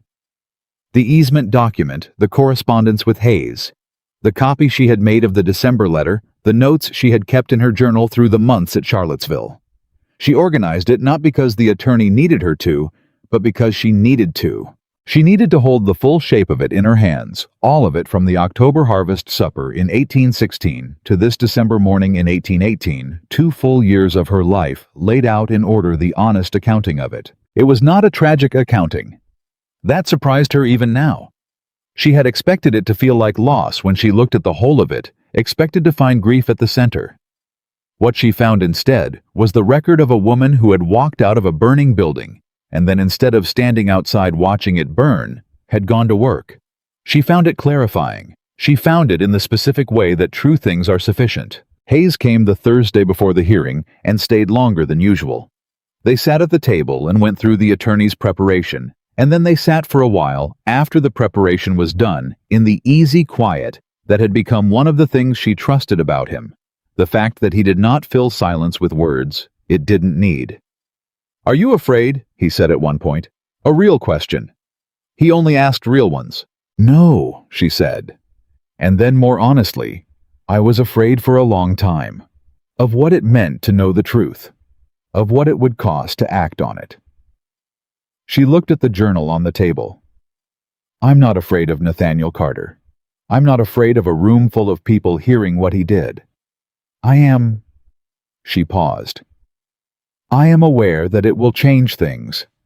That after the hearing, whatever happens, the story of what he did will be part of the county's permanent knowledge, and I will be part of that story." "You are already part of that story," Hayes said quietly. "As the woman who left," she said. "Yes, after the hearing, I'll be the woman who came back." He was quiet for a moment. "Are you all right with that?" She looked at him, this steady, deliberate man who kept asking her whether she was all right, as if the answer mattered to how he proceeded, as if her comfort and her decisions and her certainty were things he intended to account for in everything he did. "I am more than all right with it," she said. He reached across the table. He put his hand over hers briefly, one moment of warm and deliberate contact. Nothing performed in it. Nothing that asked for anything back. Then he took his hand back. He looked at the documents on the table. He said, "Thursday, then. We'll go over the final preparation." "Thursday," she said. She sat with the warmth of that moment after he had gone. Sat with it without grasping it. without making more of it than it was, or less of it than it was, the way she had learned to sit with things that were real and hers, and did not require her to do anything but recognize them. Outside, the December air was cold and clear, and 12 miles away in Hargrove County, a man was preparing a legal argument built on the certainty that Eleanor Whitmore would not be in that room. He was going to be wrong about that. He had been wrong about her from the beginning. He had looked at a woman who was patient and quiet and willing, and had seen weakness where there was nothing but accumulated force waiting for the moment it was needed. That moment was 3 days away. The morning of the 14th arrived the way significant mornings always do, without ceremony, without any external acknowledgement that this day was different from the ones before it. The cold came in under the door, the same way it always did in December. The fire needed tending, the same way it always needed tending. Calhoun was in the yard at his usual hour, and Dora had the kettle on before Eleanor came downstairs, and everything that was ordinary was exactly ordinary, which was its own kind of steadying. Eleanor came to the table dressed and ready before the sun had fully cleared the ridge, which meant she had been up before it, which meant she had not slept as thoroughly as she would have liked, but more thoroughly than she had expected. She sat down and drank her tea, and did not speak much, and Dora did not require her to. What she was doing in the quiet of that morning was something she had been doing in different forms since June of 1817. She was taking stock. Not of what she feared, not of what she stood to lose, but of what was true. The easement was legally sound. Ellison was competent and prepared. Dora had spent 2 weeks preparing to say exactly what she intended to say in that room, in the particular way Dora did things, which was without flourish and without retreat. Hayes would be there. The December letter existed, and its contents were known to the attorney and would be available to the magistrate, and Eleanor Whitmore would be there. That was the piece Nathaniel Carter had not accounted for. That was the piece he had never accounted for, not once in all the years he had made his calculations about her, that she would be in the room present, and clear-eyed, and entirely done with being convenient. Hayes arrived at 7:30 with a carriage rather than his horse, which meant he had thought about the cold, and about the fact that she and Dora would need to arrive at the courthouse in a condition fit for the occasion. He handed Dora in first, and then offered Eleanor his hand, and when she took it, she felt the same steady warmth she had felt 3 weeks ago across the kitchen table. Not a performance, not a gesture designed to communicate something beyond itself, just his hand and hers, and the weight of a morning that mattered. "Ready," he said. "I have been ready for 2 years," she said. "I simply didn't know what I was ready for." He looked at her for a moment. Then he handed her in and closed the carriage door, and the horses moved. The Hargrove County Courthouse was a 2-story brick building that had stood since 1798 and had hosted in its time every variety of human contention that a county in early Virginia could generate. It had an entrance hall that smelled of wood smoke and old paper, and a hearing room on the ground floor that held perhaps 60 people when they were willing to sit close, which on the morning of the 14th they were, because word had moved through the county in the preceding week with the efficiency of water finding its level. Eleanor had not expected the crowd. She should have. She knew how these things moved, had always known, had simply not quite let herself fully imagine what it would look like to walk into it. She walked in beside Dora, with Hayes a step behind, and the room registered her presence with a shift that moved through it like a current.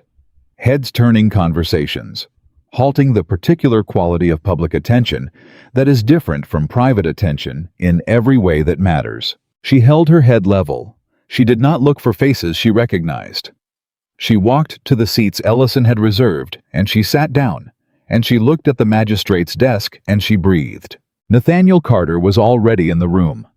She had known he would be. She let herself look at him once, not furtively, not with the careful avoidance of a woman managing her own reaction, but directly the way she looked at things now. He was sitting across the room with his own attorney, and he was turned slightly away, and he had not seen her yet, or had seen her, and was choosing not to acknowledge it, which amounted to the same performed indifference. Clara was not there. Eleanor had not expected her to be, and found she was relieved not for her own sake, but for Clara's, because what was about to happen in this room was going to be hard enough for Clara to live with from 12 miles away without having to watch it. Ellison leaned toward her and said quietly, "When Carter sees the letter in the record, he will attempt to discredit its relevance. I want you to be prepared for that." "I'm prepared," she said. "He may also say things about your character," Ellison said. "The manner in which you left the county, the fact that you've been residing with your aunt rather than—" "Mr. Ellison," she said, "I have been managing 43 acres of drainage and yield projections for 18 months. My character is not my concern this morning." Ellison looked at her for a moment. Then he said, "Very good," and sat back. Hayes beside her said nothing. He put his hat on his knee and looked at the magistrate's desk and was entirely solidly present, which was what she needed from him, and which she had learned she could count on. The hearing began at 9. Magistrate Aldous Webb was a compact man in his 60s, with a face that had been shaped by many years of hearing human beings explain why they were right, and other human beings were wrong. And that had emerged from this experience, wearing the expression of a man who has learned to wait. He had served the county for 20 years. He had known Edmund Carter, Nathaniel's father. He had also, Ellison had told her, been one of the men who had raised concerns in 1812 about the land survey dispute. The Carter family had subsequently resolved in a manner that not everyone had found satisfactory. Carter's attorney made his opening presentation first. He was a polished man, well-dressed, with the practiced confidence of someone who spent considerable time making arguments in rooms like this one. He presented the challenge to the easement in careful legal language, using terms like procedural deficiency and interested party influence, and the particular delicacy required in agreements involving female property holders acting without independent counsel. Eleanor listened to every word. She listened with the focused attention she brought to the figures in her journal, tracking the argument's construction, noting where it was strong and where it was circular, where it relied on assumption, and where it relied on language that sounded specific but wasn't. When Carter's attorney used the phrase, "women of uncertain social position," something in the room shifted, not dramatically, not loudly, but a particular quality of attention changed the way it changes when a room full of people all notice the same thing simultaneously and have not yet decided what to do about it. Ellison's response was methodical and thorough. He entered the easement document into the record. He entered the correspondence establishing the terms. He called Dora Whitmore to speak.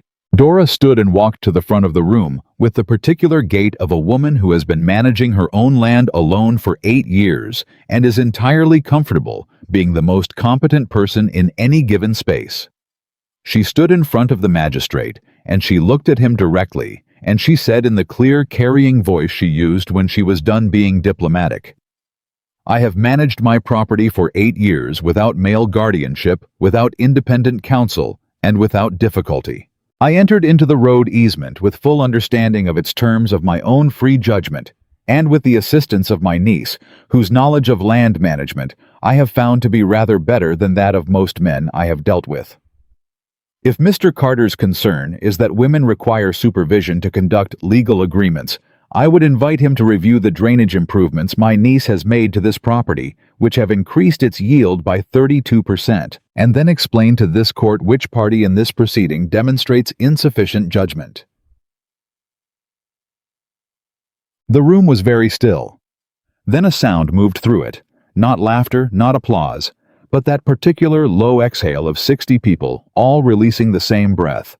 Magistrate Webb looked at Dora for a moment. His expression did not change, but something in his eyes shifted. "Thank you, Miss Whitmore," he said. Nathaniel Carter's attorney was on his feet with an objection before Dora had returned to her seat.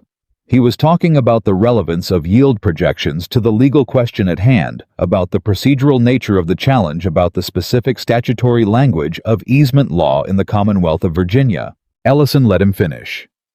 Then he stood and said, "Your Honor, I would like to enter into the record one additional document which bears on the question of the challenging party's assessment of female competence and judgment." Carter's attorney said, "Objection." Webb said, "I haven't heard what the document is yet." He looked at Ellison. Proceed. Ellison entered the December letter. The reading of it was brief. Ellison read only the relevant passages, the assessment of Eleanor as convenient, the explicit calculation of her family's value as a business connection rather than a human relationship. The phrase unlikely to cause trouble, which landed in the room with the particular weight of a thing that says everything about the person who wrote it, and nothing good. Eleanor did not look at Nathaniel Carter while the letter was read. She looked at the magistrate and she watched his face, and she saw in it what Ellison had predicted, the particular adjustment of a man who has just received information that changes the shape of a situation he thought he understood. She heard rather than saw the moment Nathaniel Carter understood what had happened. She heard it in the quality of the silence from his side of the room, the sharp, held-breath quality of a man who has just realized that the move he believed was safe has been countered, and countered not by his adversary in the negotiation, but by the woman he had filed in a drawer in his mind, labeled convenient and closed. Then she did look at him. She let herself look directly across the room at Nathaniel Carter, and she looked with the clear, specific eyes of a woman who no longer had anything to manage or protect in relation to this man. No remaining feeling to shield, no remaining hope to guard, no remaining version of events that required maintenance. She looked at him the way she looked at the figures in her journal, plainly, without heat or need. He looked back, and something in his face, underneath the controlled expression he was maintaining for the room, underneath the attorney's-client composure he had presumably been coached to hold, broke slightly. Not dramatically. Not with any of the theatrical quality that a person reads about in stories. Just a small, specific fracture. The fracture of a man who is seeing for the first time that the person he dismissed was always larger than his dismissal of her. She looked away. She was done. Magistrate Webb took 40 minutes to deliberate, which Ellison had said was actually a short time for a challenge of this nature, and which Hayes had said was exactly long enough for a man who already knows what he thinks to satisfy the requirements of the process. They waited in the entrance hall. The three of them, Ellison had stepped outside to speak with a colleague, and the room around them hummed with the sound of 60 people having the conversation that people have when they have witnessed something and are working out what they witnessed. Eleanor stood near the window. She was not particularly anxious, which continued to surprise her about herself. She was watchful. She was present. She was waiting for what came next in the way she had learned to wait for things over 18 months of patient, deliberate work, not with dread, not with hope exactly, but with the attention of a woman who is ready to respond to whatever the truth turns out to be. Hayes came and stood beside her. Not close enough to make a statement of it, but near enough that she was aware of him, which she was always aware of, now that steady, undemonstrative presence, the warmth of it. "How are you?" he said. "I am very well," she said, and meant it. "The room heard the letter," he said.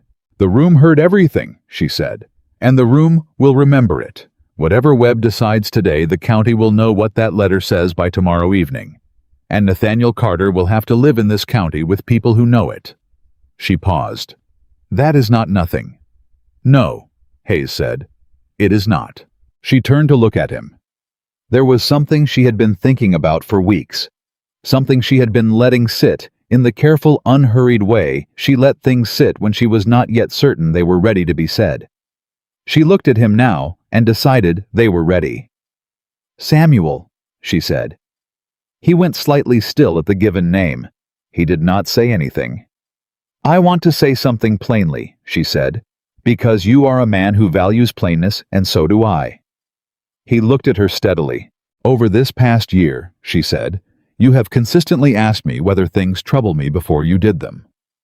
You have conducted every negotiation with me the way you conduct negotiations with anyone, on the assumption that what I say and decide has weight. You have told your daughter that I build things, and you told her this as a fact, and not as a compliment." She held his gaze.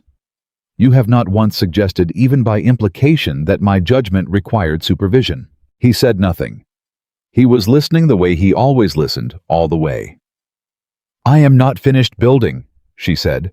"I have the eastern field and the drainage work and plans for the next 2 seasons that are entirely mine. I am not willing to put those down or reduce them or manage them around someone else's expectations. I know that, he said. And I am not willing to be convenient, she said, for anyone, ever again. I know that too, he said. I am telling you these things, she said, because I want to be sure you understand what you are being open to if you are being open to it. I am not the woman who walked out of Hargrove County in June of 1817. She is part of me, and I don't regret her. But I am considerably more than her now. He was quiet for a moment. Then he said, Eleanor, I have been open to the considerably more since the first Thursday in June. She looked at him for a long moment. Something in her chest did the thing it had been doing for months, not the dizzying brightness of the Carver harvest supper. Nothing unsteady. Nothing that required her to brace against it. Something solid. The feeling of standing on ground that held. All right then, she said. The doors to the hearing room opened. Ellison appeared in the hallway and looked at them with the expression of a man who has good news and is exercising professional restraint about it. Webb has ruled, he said. The easement stood. The challenge was dismissed on the grounds of insufficient legal merit, and the ruling included in its written language that Magistrate Webb had apparently chosen with some care. A note that the court found the characterization of the easement as procedurally deficient to be unsupported by evidence, and that the court further found the challenging parties' stated concerns about female competence in property matters to be in the court's assessment, inconsistent with the demonstrated record. Demonstrated record.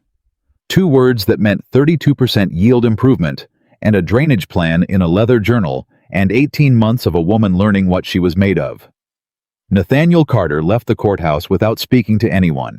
His attorney spoke briefly to Ellison at the door in the clipped professional tone of a man who has lost a case cleanly and intends to be dignified about it. And then he left too. Eleanor stood on the courthouse steps with Hayes and Dora in the cold December air, and she breathed it in the cold and the quiet and the specific quality of an ending that was also a beginning. The way endings always are when you have arrived at them on your own terms. Well, Dora said, that's done. That's done, Eleanor agreed. Dora looked at Hayes. She looked at Eleanor. She put her gloves back on with the air of a woman who has accomplished what she came to accomplish and is ready to get back to her kitchen. I'll wait in the carriage, she said. Take your time. She walked down the steps with the unhurried dignity of a woman who has just told a county magistrate about her drainage work and won, and Eleanor watched her go with something so full it took a moment to contain. Hayes was beside her. The county moved around them. People coming and going from the courthouse carriages on the road, the ordinary machinery of a December morning in Hargrove County, Virginia. People were looking. Some of them were people Eleanor had grown up with, people who had attended the Carver suppers and the Harrington dinners and had stood in the county's collective knowledge of the Whitmore family and its arrangements. They were looking now with the particular attention of people who have witnessed something and are recalibrating. She let them look. The access negotiation, she said. With Carter. Does this change it? It changes his position considerably, Hayes said. He needed the challenge to succeed to have leverage. Without it, he negotiates from the terms I've already stated. He paused. I'll settle it this week. Good, she said. That's business done then. That's business done, he said. She looked at him. Then I have a different question. He waited. The Hayes property, she said. 800 acres, Western Ridge. You have been managing it alone for 4 years since your wife passed. Yes, he said carefully. Lily says she intends to manage it when she grows up, Eleanor said. She has been reviewing my figures. I believe she has the aptitude for it. She does, he said. She has her mother's instincts and her father's stubbornness, and she has somehow also acquired the habit of asking better questions than most adults. She learned that somewhere, Eleanor said. Something crossed his face. She did, he said. Eleanor was quiet for a moment. The cold morning was sharp around them, and she could hear the carriage where Dora was waiting, and the courthouse behind them, and the whole of the county going about its December business, and underneath all of it, the steady bedrock of what she knew, which was considerable, now 32% yield improvement and a drainage plan, and 18 months of being exactly who she was without apology. "I have been thinking," she said, "about what it would mean to build something together. Not to combine what belongs to me with what belongs to you and call it one thing, but to build beside each other with our own things intact and the building be a different thing entirely." He looked at her for a long moment. His gray eyes were entirely steady, and in them was something she had learned to read over these months, the attention of a man who is taking something seriously because it is serious and not because he has decided how it should end. "Are you asking me something?" he said. "I am considering it," she said. "Then consider it," he said, "and tell me when you've finished." She almost laughed. She didn't quite, but it was close. "Thursday," she said. "Thursday," he agreed. She did not go back to Hargrove County that day or that week. She went back to Charlottesville to Dora's kitchen, and the Eastern Field, and the journal, and the work that was hers. She went back because that was where she was building, and she was not done building, and she had made a decision about herself, a permanent foundational decision, that her life would never again be organized around the needs and discomforts of people who did not value what it cost her to accommodate them. But she wrote a letter that evening. Not to Hayes. Thursday was for that, and Thursday was 3 days away, and she had learned patience of a different kind than the old kind. The patience of a woman who is not waiting for someone to decide her value, but is simply allowing real things to grow at the rate real things grow. She wrote to her father. She had been writing to him sporadically through these 2 years. Careful, affectionate letters that kept him in her life at the distance that felt honest. He had written back, and his letters had grown over time into something more honest than his usual mode, more direct, more willing to say the thing he meant, rather than the comfortable version of it. In his last letter in November, he had said he was proud of her, which was not a thing he had said often in her lifetime, and which she had read several times and then set aside in the place where real things go. She wrote now about the hearing. She told him about the easement and the magistrate's ruling and the December letter. She told him what the letter had said about her. She told him plainly because she was done protecting the people who had not protected her from the truth. She told him about Hayes. She told him carefully, not with the breathless quality of a woman reporting a feeling she is not sure of, but with the specificity of a woman describing something she has examined from enough angles to know its shape. She said he was a man who asked whether things troubled her before he did them. She said he had a daughter who was going to manage 800 acres of Virginia land, and who was already asking better questions than most adults. She said she was considering a future that belonged to her, not one she had been assigned. She told him about the 32%. She ended the letter the way she ended things now, not with apology, not with the old accommodating softness, but with love that was real and clear, and did not require anything from him in return for it. She sealed it and set it on the table and looked at the fire for a while. 3 days later. Thursday, Hayes came as he always came without ceremony at a reasonable hour with his hat in his hand. She had made her decision. She had made it, in fact, on the courthouse steps, but she had given it the 3 days because real things deserved real time, and because she had learned not to move from feeling to decision without letting them be separate. He sat down. She sat across from him. She put her hands on the table the way she sat when she was about to say something that mattered. "I've considered it," she said. He said nothing. He waited. "I want to be married," she said. "Not to be safe, not to be settled, not because it is the next expected thing, or because it resolves a situation, or because anyone has determined it is the sensible course." She looked at him steadily. "I want to be married because I have found a person who negotiates with me rather than around me, who tells his daughter that I build things, who asked me before he acted whether his actions would cause me pain." She paused. "That is a very short list of qualities, and you meet every item on it." Something moved through his face, not the almost smile, not the one that got close, or the one that made it to his eyes. Something larger. something that had been held carefully in check for months and was now quietly being allowed. "Eleanor Whitmore," he said. "Samuel Hayes," she said. "Will you marry me?" he said. Not performed, not arranged, just the words direct and real the way he said everything. "I will," she said. "On the condition that the Hayes property and my portion of Dora's land remain separately documented, that Lily has first right of inheritance over her father's property, as I have already told her she will, and that you continue to be the kind of man who comes to the door himself." He looked at her for a moment.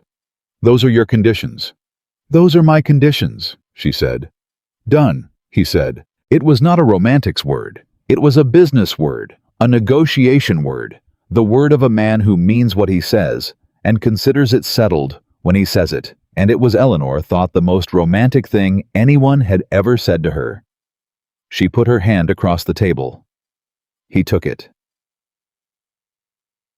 They were married in February of 1819 in Charlottesville, in the small church near Dora's property, with Dora and Calhoun and Tobias Wren and Lily Hayes, who stood beside Eleanor with the solemn dignity of a 10-year-old who has decided this is exactly right and is prepared to defend that position to anyone who disagrees. Eleanor's father came. He came alone without her mother, which told her something about the state of her parents' agreement on the matter, and he arrived the day before and sat in Dora's kitchen and looked at his eldest daughter across the table and said, "I'm sorry, Eleanor, for the things I allowed." She looked at him. This man who had loved her in the insufficient way of people who love from within their own limitations and have never been required to exceed them. She looked at him, and she found what she had found when she looked at most things, now the honest shape of it, without addition or reduction. "I know you are," she said. "Come to the wedding. Be glad for me." He came. He was glad in the careful, slightly overwhelmed way of a man who is feeling something larger than his usual emotional vocabulary, and she was glad to have him there in exactly the measure that she was glad, which was real and bounded and entirely on her own terms. Her mother did not come. Clara did not come. Eleanor had not invited Clara, and this was not cruelty. It was the honest acknowledgement that some distances once established require more than a wedding invitation to close, and that closing them was work for another season, if it was work to be done at all. Hayes stood beside her at the front of the church, and when the minister asked whether she took this man, she said, "I do," with the steadiness she had brought to everything for 2 years now, the steadiness not of resignation, but of absolute clarity of a woman who knows what she is choosing, and has chosen it entirely. Lily beside her did not cry. She was not a girl who cried. She stood with her feet planted and her chin at that angle, and she looked at her father and her new stepmother with the expression she had worn the first morning in Dora's kitchen, looking at the drainage figures, the expression of someone encountering something real and understanding it as such. After the ceremony, when they were outside and the February cold was sharp around them, Lily put her hand in Eleanor's and said, "I would like to learn the rest of the figures." Eleanor looked down at her. "All of them," she said. "All of them," Lily said. "Papa says you estimate conservatively on purpose. I want to know how you decide when to be conservative and when not to be." "That," Eleanor said, "is the most important question in land management." "I know," Lily said. "That is why I am asking." Hayes beside them made a sound. It was quiet and brief, and it was entirely a laugh, real and unconstrained, and Eleanor looked at him with the same expression she had worn on the courthouse steps, not the dizzying brightness of the Carver supper, but something better, something that sat on solid ground. She turned back to Lily. "Come Thursday," she said. "We'll start at the beginning." Summer came to Hargrove County, and to Charlottesville, and to the Western Ridge property, and with it, the ordinary continuation of things. The eastern field yielded 36% above its previous output, 1 point better than Hayes had predicted, and 16 above Eleanor's original conservative estimate, which she noted in the journal, and then closed the journal and did not mention to anyone, because the field said what the field said, and it did not require commentary. Nathaniel Carter settled the access negotiation in March at Hayes's original terms without further challenge. The settlement was conducted through attorneys and signed without any meeting between the parties, which was how Eleanor preferred it. Not because she feared the meeting, but because she had nothing to say to Nathaniel Carter that was worth the time it would take to say it. She heard through the county's reliable network that Clara had begun to understand the full dimensions of who she had married. She heard this in pieces over months, and she held each piece the same way she held most information. Now looking at it clearly, feeling what was honest to feel about it, and then setting it where it belonged, which was outside the radius of her own life. She did not hate Clara. She had thought at various points that she might, and had found instead something more complicated, and ultimately more useful. A clear-eyed understanding of her sister as a person who had been shaped by a specific kind of failure. The failure of parents who had taught one child that sacrifice was virtue, and the other that desire was its own justification, and that both of them had paid for it, and that the account was not yet closed. She would go back to that someday. She knew it the way she knew the drainage projections as a fact about the future that was not yet arrived, that required preparation rather than avoidance. Clara was her sister, and the bond of it was real, even when the relationship was not safe, and Eleanor had learned enough by now to know the difference between the two. But that was for another season. On a July evening in 1819, Eleanor sat on the porch of the Hayes property at the Western Ridge and looked out at the land that was now partly hers and partly his and partly Lily's. In the future, held in the clear and documented way she had insisted on the way. That meant what belonged to her could not be taken by circumstance or convenience or the needs of someone who loved her insufficiently. Hayes sat beside her. Lily was inside at the desk in the back room with a lamp and Eleanor's journal from the first winter at Dora's, reading the drainage calculations with the focused intensity she brought to everything she had decided to understand. "She's been in there 3 hours," Hayes said. "She'll come out when she's done," Eleanor said. He was quiet for a moment. Then he said, "You were right about the 36%. "You said 35, she said. "I was 1 point off," he said. "You were," she said. "I've noted it." He turned to look at her. The evening light was doing something to the air around them, that particular quality of summer dusk in Virginia, heavy and gold and pressing. And he looked at her in it, with the expression she had learned over 2 years of Thursdays and hearings and kitchen tables, the expression of a man who is looking at exactly what he means to look at, and has no intention of looking away. "Eleanor," he said. "Samuel," she said. "Are you happy?" She thought about the question the way she thought about all real questions, actually with the weight it deserved. She thought about the Eastern Field and the Journal and the courthouse, and Lily's 3 hours with the figures, and the February morning in the Charlottesville church, and her father's face, and the letter she was going to write to Clara eventually, when the season for it came. She thought about a June morning in 1817, a woman setting a ring on a kitchen table and walking out a door and into a day that had not asked her permission to be exactly what it was. "Yes," she said. And the word was not complicated. It was not qualified or managed or offered in the careful way she had once offered things she was not sure she was allowed to have. It was simply true, the way the drainage figures were true, the way the 36% was true. True things don't move on you.